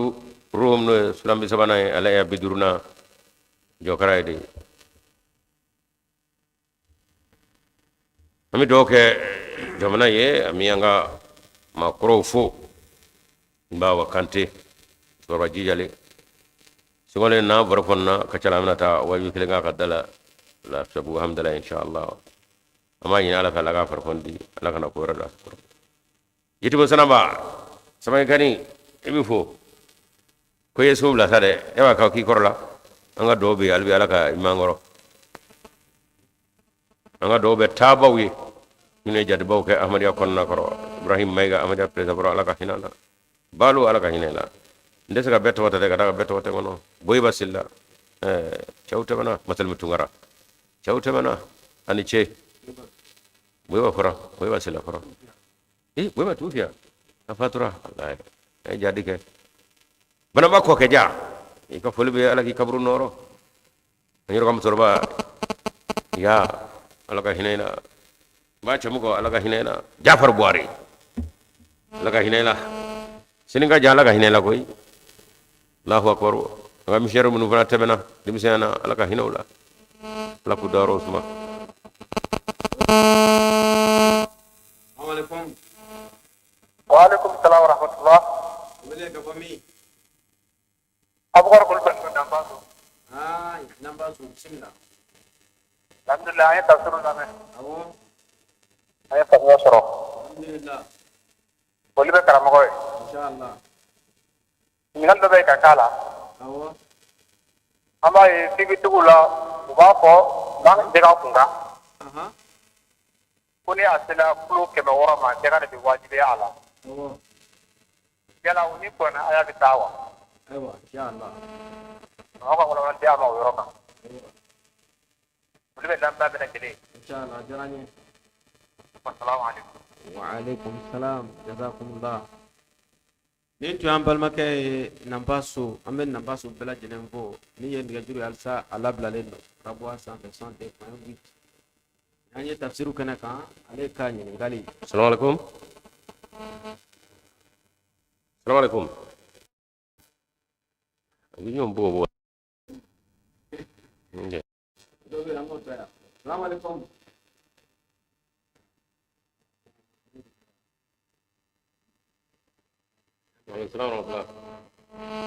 Tunggu tu. Alhamdulillah, kau boleh apa mi?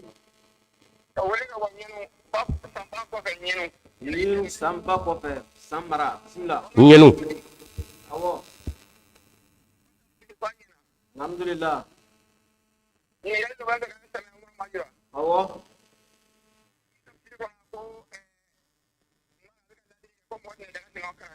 Aha. Ini mau belah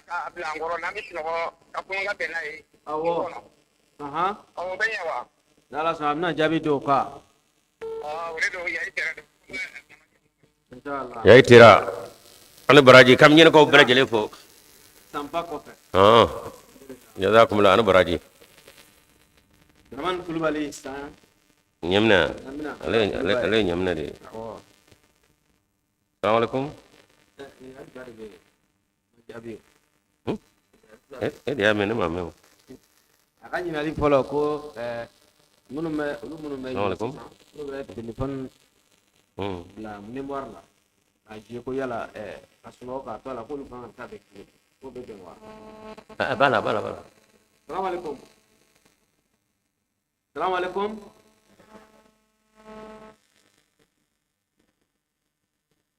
Bala. Salamaleykum. Bismillah, fadal. Aha. Ala tay te kala.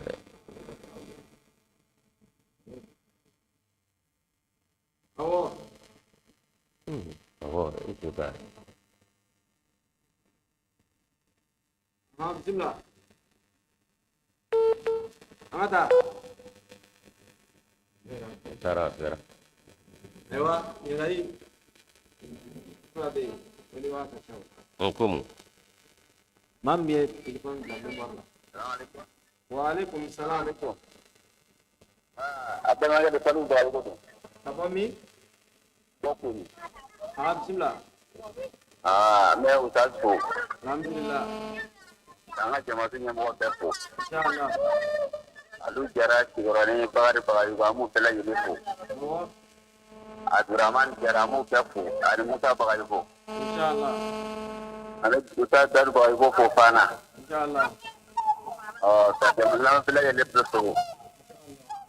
Assalamualaikum warahmatullahi. Waalaikumsalam. Jazakumullah. Anu baraji. Kaf boleh. Boleh jaranya. Sekarang ni alu. Syukur ni ale masyaallah. Lupa boleh. Wow. Ada was. Dah boleh dulu ya. Assalamualaikum. Waalaikumsalam warahmatullahi. Boleh ke mami? Awak juga apa peluru? Kulugoro. Bismillah, fadal. Ini peluru soal ini tafsir dalam bahasa. Alhamdulillah. Boleh ke jemaat tu bela Allah saya berperan jika. Ajarannya. Allah kan apa tu kalau bermene. Amin. Nama missioner babu Kenya Ismail Zurmai. Insyaallah, coba lah.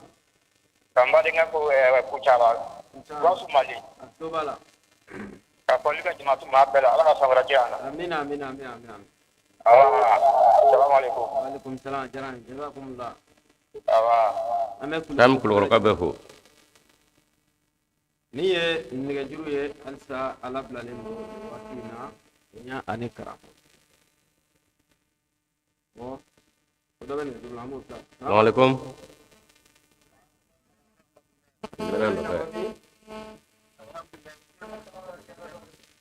bisimila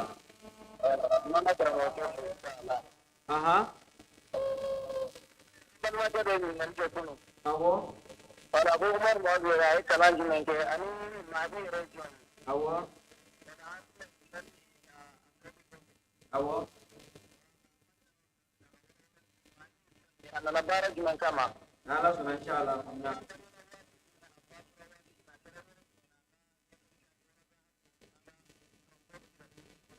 awɔ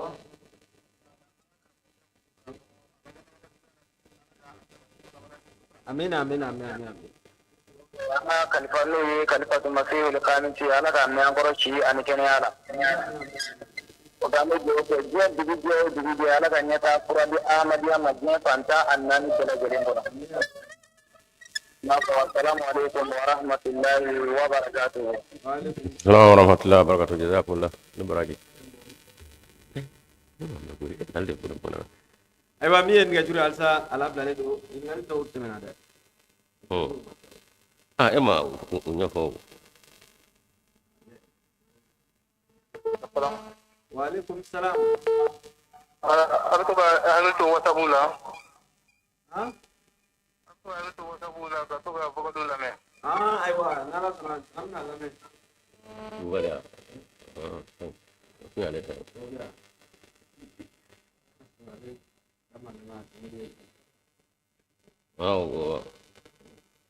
alhamdulillah min ye nɛgɛjuru halisa ala bilalen bɛ nin waati in na radio Raboua FM 102.8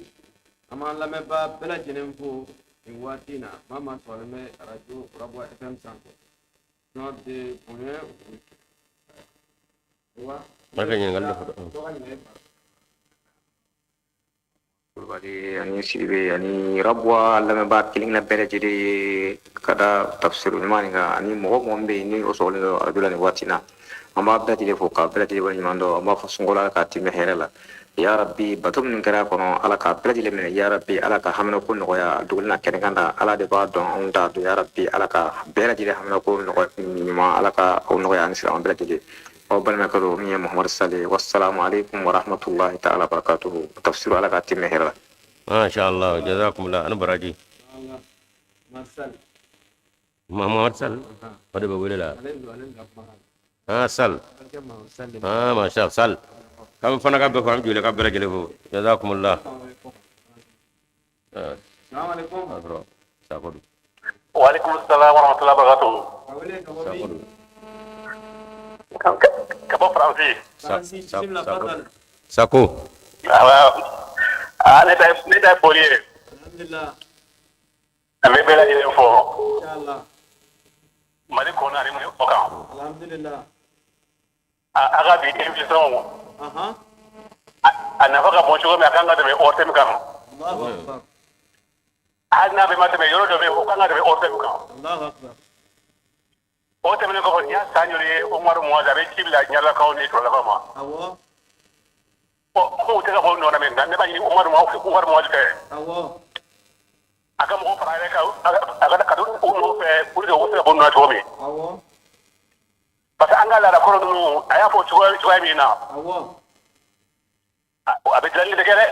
jalo comme ale bɛ ka wele k'u wele o tɛ ka bɔ nɔ na mɛ ale ka wuli ka se o ma maintenant Allahu akbar an ko fana lajɛ n'ala sɔnna inshallah voilà bon ka bɛɛ lajɛlen fo jazakumullah sako an bɛ émission dɔ bɛ fɔ inshallah kami faransi membre bɛɛ fo ko damu nan sɔrɔ ligina an ka foli bɛ bɛɛ assalamu alaikum wa alaikum salam wa rahmatullahi sako ani baraji an baraji n ye docteur sako ye ka bɔ faransi an ka foli bɛ faransi membre bɛɛ lajɛlen ye bisimila assalamu alaikum kana ale alhamdulillah siribe na kawele ka wami ko kana do kita kita bismillah ko ambe fo fola kata usal fanana awo awne kesi afabarora inshallah tane maga caya bitai ni ngali doye awo katame usasura aka amblasira inshallah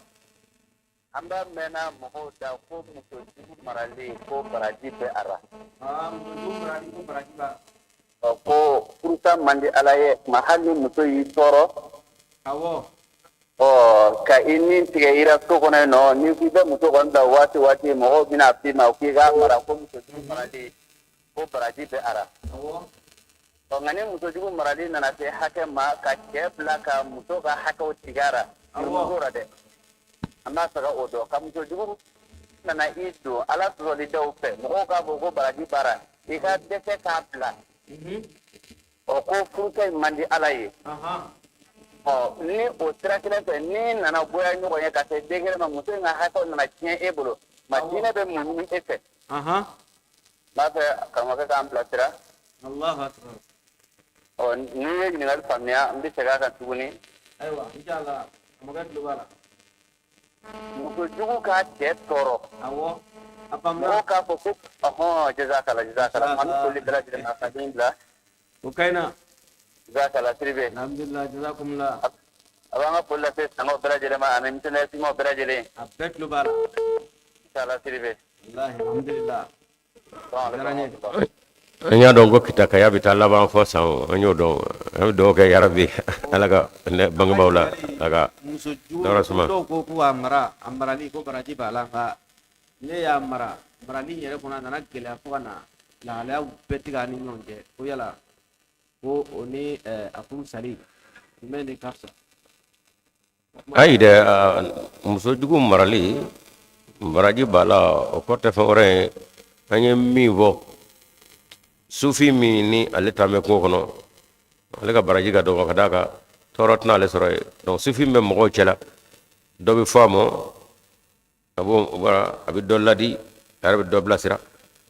o baraji kabo ni sufi mi me ko kono om sala do muso jugu kore abaka kela e ba munyu o mana ataka kamina ko o baraji to sege tabo kuma koro dewe ngana ayira ka ko a ceni bina do fo du kono fo ka balma woru ngala oye ni se yoromi barado ya to wala bulu yoro barado na fara ko kansere bala bi te ka bo far kululla furu yo de musa kana far kulu toche op man ne e be ka fito bin na ya soro aka muso juga be ne kaso haka malla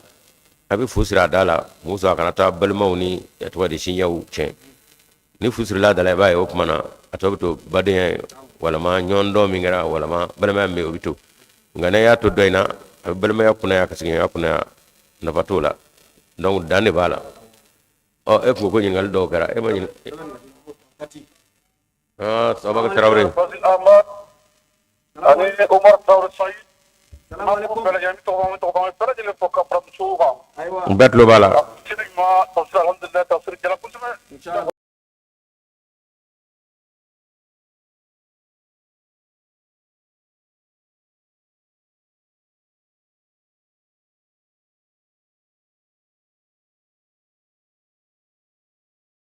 inshallah globala alaga missioner timo naga missioner jema warega pokrera ani kire awo kama bela jele bu wa assalamu alaikum warahmatullahi ta'ala wabarakatuh awo jazakumullah Traoré bebi ka folime amiro kero jema ka wo betlo bi ka folla inshallah taala ay rubu segu jema fo ko managi almami ani kulbalga ani Suleiman sanugo ma kuna nga fulbo bela jele inshallah kuna le wele ke nga fulbe tawari Traoré muso fanay ani muso warba chama be kati o bu wele ke nga fulbo bela jele inshallah taala sanafara almami alaga hinana kaddu fulba e madu Traoré sanafara fulba e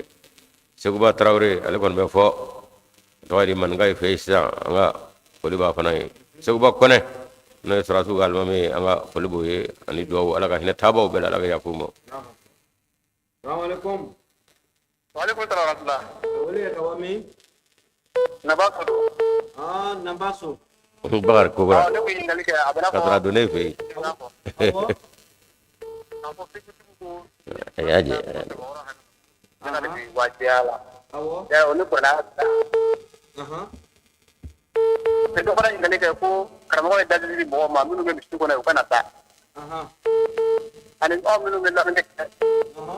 yala a fara da dalili ko jigodi ai wa inshallah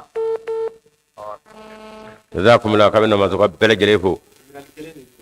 fenga maralay bla maralay anga foli ke mamru be krengaranyana adama tangara jamatu president na mi baraka na kan na folo na ni ko missionaire maliko na chetale bola folo ebsega baraka ikomi ale nga fangami ani radimi wa tro dimisa be kam moto bolnyo be ani ablo haw katu boku be kayra kam mobil ta baraka chena ala yo sudamo president shimo ke afole ko male anga do baye ala ka hine aka tawro bala no ye lay nyasra laji kala tigala ko na anga fuli baye alhamdulillah ala ka tungala tin hene da amin ya rabbi ala ka na fa bara jiku amin jingoni awni jahadi awni cedri amin chen fala masha Allah ni jaman ko ka be de kuno bawla an ne do ka ya rabbi awka sama do wura la jaranye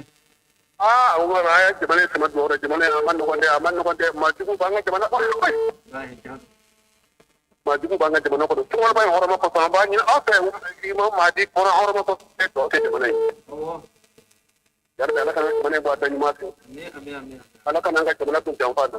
amin ya rabbi ala ka nawo ya wusa ala ka ni qur'ana no rai assalamu alaikum wa rahmatullahi jazakumullah maiga erko werma faba alaga sungolo time jirana ami folla sesa labana kata fo burkina krengerna bobo julaso kamaleni flabe no kamale uno sesa kamnu dimisani ube jamatu ka barala suliman wadrago ani sori anajo technicien folo honge ya wadrago ere yange wallahi janto biu yeru kera dematiku ye masha Allah ha ani Sulaiman wadrago ala rafa afana yira di dina barama nga fulbe choro bay allahu akbar Sulaiman doni fana be Abdurrahman nimbe kera dine bara cheba ya sabali ku kamu ku foka nabi seni me jamaatu kali sefo eta jamaatu wallahi janto ku ba kono yoru ben ka du makro ba kono bi ami do ke unu dewnye allahu akbar ani zono ka demaya bobo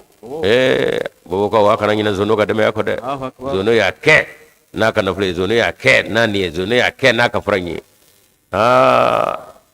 president kundo allahu akbar aka kafe zono wa buli kana di bemo allahu akbar anga do bay kabru kono ana furmuto nyuma beta rabi ko aka na nyina nungo anu muazinu anga fulbe muazinu fana mi vatro an mi mbey jadi temenena numbe joro fa anga do be bele jele awo Burkina jamaatu folo no marapiti kabini 1952 ubita jal fo jal sala gana kasagi wasoro jamaatu Burkina folo o yoro su yow akana nyinaw ko ayu flen hina nyay ayatu kaddo lu de folo ke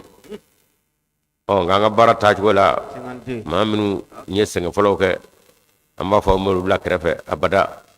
makke jamakulu shila ko bitanye akana somo ala folo ya di mi ma da wa bana saballi di ana cheya oh o mo ma folo nu ayu fo wala ko namu fo afitri ngole aw kunde aw na so do rege mana amin ngabi takuriyan jole kadaka wati mate doni to do masha Allah aw mana ma plan yonata in gari do beo ay ko nyingale ko nyingale ken na ba to nyingale na lama mamba kame akayola dalib ko be todi assalamu alaikum assalamu alaikum wa alaikum salam abbe trabaja to Abdou Demba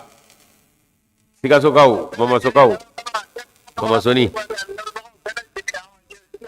alhamdulillah jaranye ne reka siga aya ta fara ire to de da dole ta kuma to da amaji ake ciwo dan aha no da fara de ne amaji ne ni na to ke ciwo minan awo Abdou Demba Mama Soni ngaw perana ko jugo fay ga kerdi banaw kasro an hakla su digi milanga iga pay ma ko suma digila ina pol ko deme inshallah anga pol be ska su be president kerengren yana ala ka hinana Musa Sisoko ani am yo gindo polu fana siga so jadi kala koroba uye uma shuto matleto ani vie mama anga fol buye ko de foko ye wa dimme kana de boy Assalamualaikum. Assalamualaikum.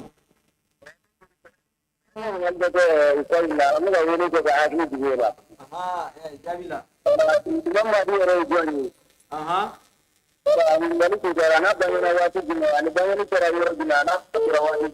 Nala surama sinamina jabila.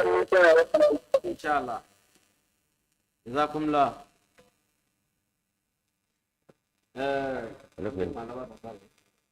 on namba so kuye mune po ko kana manyen ngal gaw wala fu je no ko kana tajabiraw alta ko muso juwe ko kana tajab daga tafsir lame ina fo tafsir role anya jira ka fo amma ka daya lu mun ba ka lame memoir kan mun ba ka lame pa yoro le ko yalo min si ay mi me ka lame radio be wala me ka telephone be i no ngomo yi daw yala law be benga kena mi si me ko tafsiru bi kay korona tibu sigi me o em se ka daw lu cela chogodi ne ida ye o ila robale nga madama e be ka lame ka radio wala telephone fe alla e dale yo me sigile me o be kon ga kadaka korona yoro on nani minu nana e to lu ga baraji soro nga lame ni ko yo baraji soro nga mi ya sebo ko no korona e ce wo baraji soro nga ifana bi itani soro yera koray do foli bi e dale do sigile do tamato do be kon kay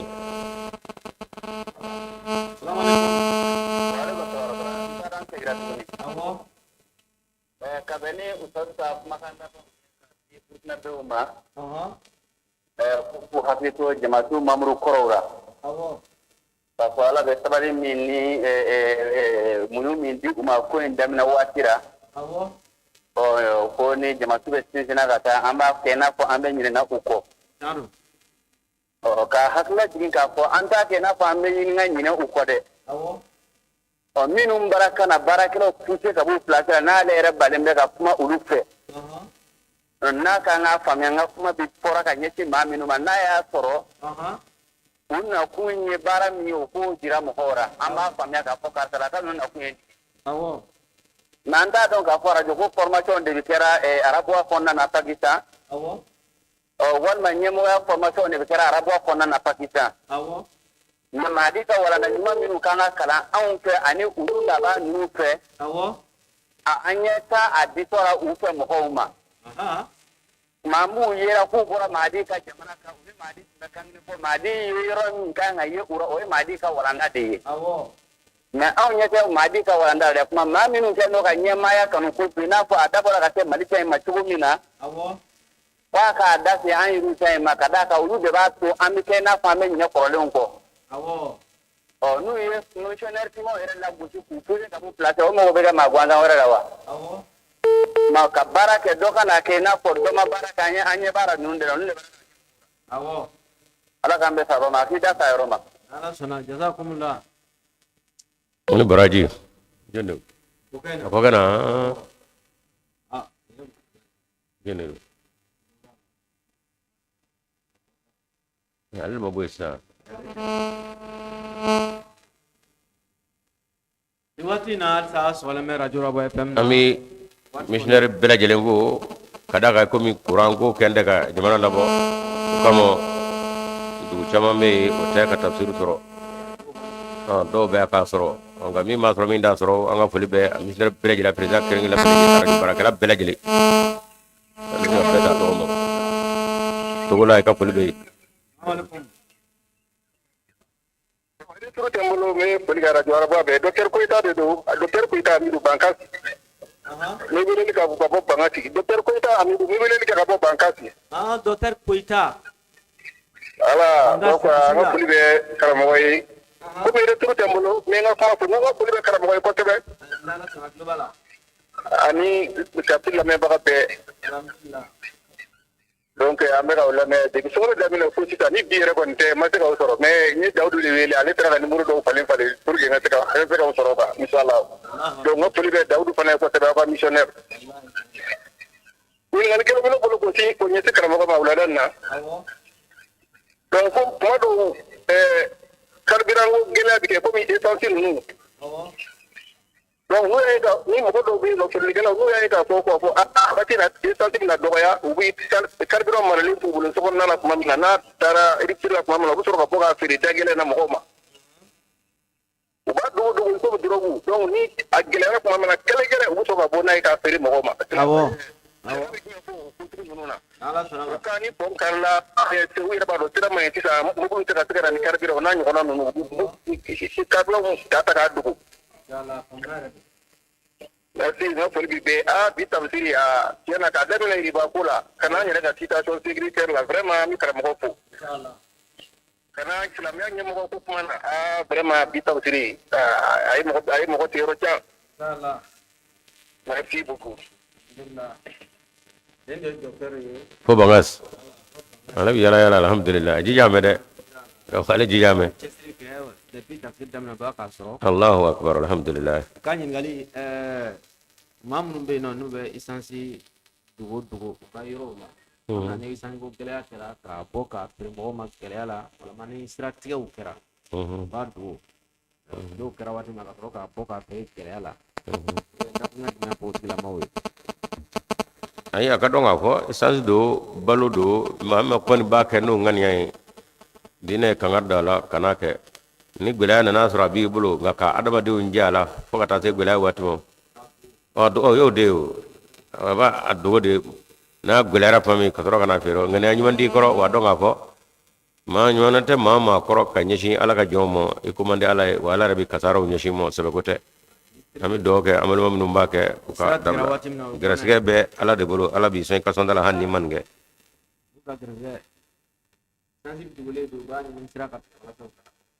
na jangolu be yoro minu ne kendo assalamu alaikum wa alaikum salam alhamdulillah ka wale ka bomi bugu di ko lo bugu ni bismillah kala tafsir wan abana asrona ko dir balan do na ni tamanna me ala alhamdulillah kere la ko di tafsir kala alhamdulillah amma ko jamatu ma be na di ko inshallah itu ay baitul min dabi awo mera ba nyina ko ni sungalo bana ra fi baitul bela jelenga inshallah taballe bi tiyaro na wa ko ya ayna fa billahi wa irfan ala sama inshallah ku wali au sunbe baraji abara jelen ko le na ma ko bela jelen ko ko zabu ala sama betlo wala ha missionaire ko no dino betlo wala sirbe jazakumullah ame buguni bela jenen fo watina ay baraji ay waaw ke telephone laba inshallah wati bana ami doke ya rabbi jamana ala kasma ala ka bengele mana sungalo ala ka time jirana tafsir kala be ala ka bedda be sababa mo be ga doke jamana o kenyera ye nyaya azigi meka tafsir ke nyasma be yoro mi ambe de yoro be sigira tsega ke mate ka tafsir ke okma ambe ga jega doke jamana ni albi ala ka bengele mana assalamu alaikum warahmatullahi ta'ala wabarakatuh nin tuyanye tafsiru kene kam bi inshallah taala ame radio rabwa lameba bela jenen fo mama solembe radio kan anga foli baw bela jenenye mali kono mali ko kan mamudu mako be kramo la tsa wole ke 76 30 27 33 walma 70 66 76 08 21 na wole ke na ani kramo bi nyonzo opmana an lamebaw jamana fɛn fɛn na farafina farajɛla an ka foli baw bɛɛ lajɛlen ye a ka lamɛnni ko ɲuman na radio Rabwa FM sanfɛ nin waati in na minnu bɛ lamɛnni na jamana kɔ kan kɛrɛnkɛrɛnnenya faransi docteur Sako an ka foli b'a ye nin waati in na minnu ye wele kɛ ka bɔ Bangasi an b'u bɛɛ lajɛlen fo an bɛ Burukina bɛɛ fo nin waati in na an bɛ Ganadugukaw bɛɛ lajɛlen fo Zaɲɛna a n'a lamini an ka foli baw bɛɛ lajɛlen ye nin waati in na min ye Imam Jalo an ka foli b'a ye a n'a ka famille bɛɛ lajɛlen Razali misiri mamuru bɛɛ lajɛlen an ka foli b'aw ye tafsir kɛnɛ kan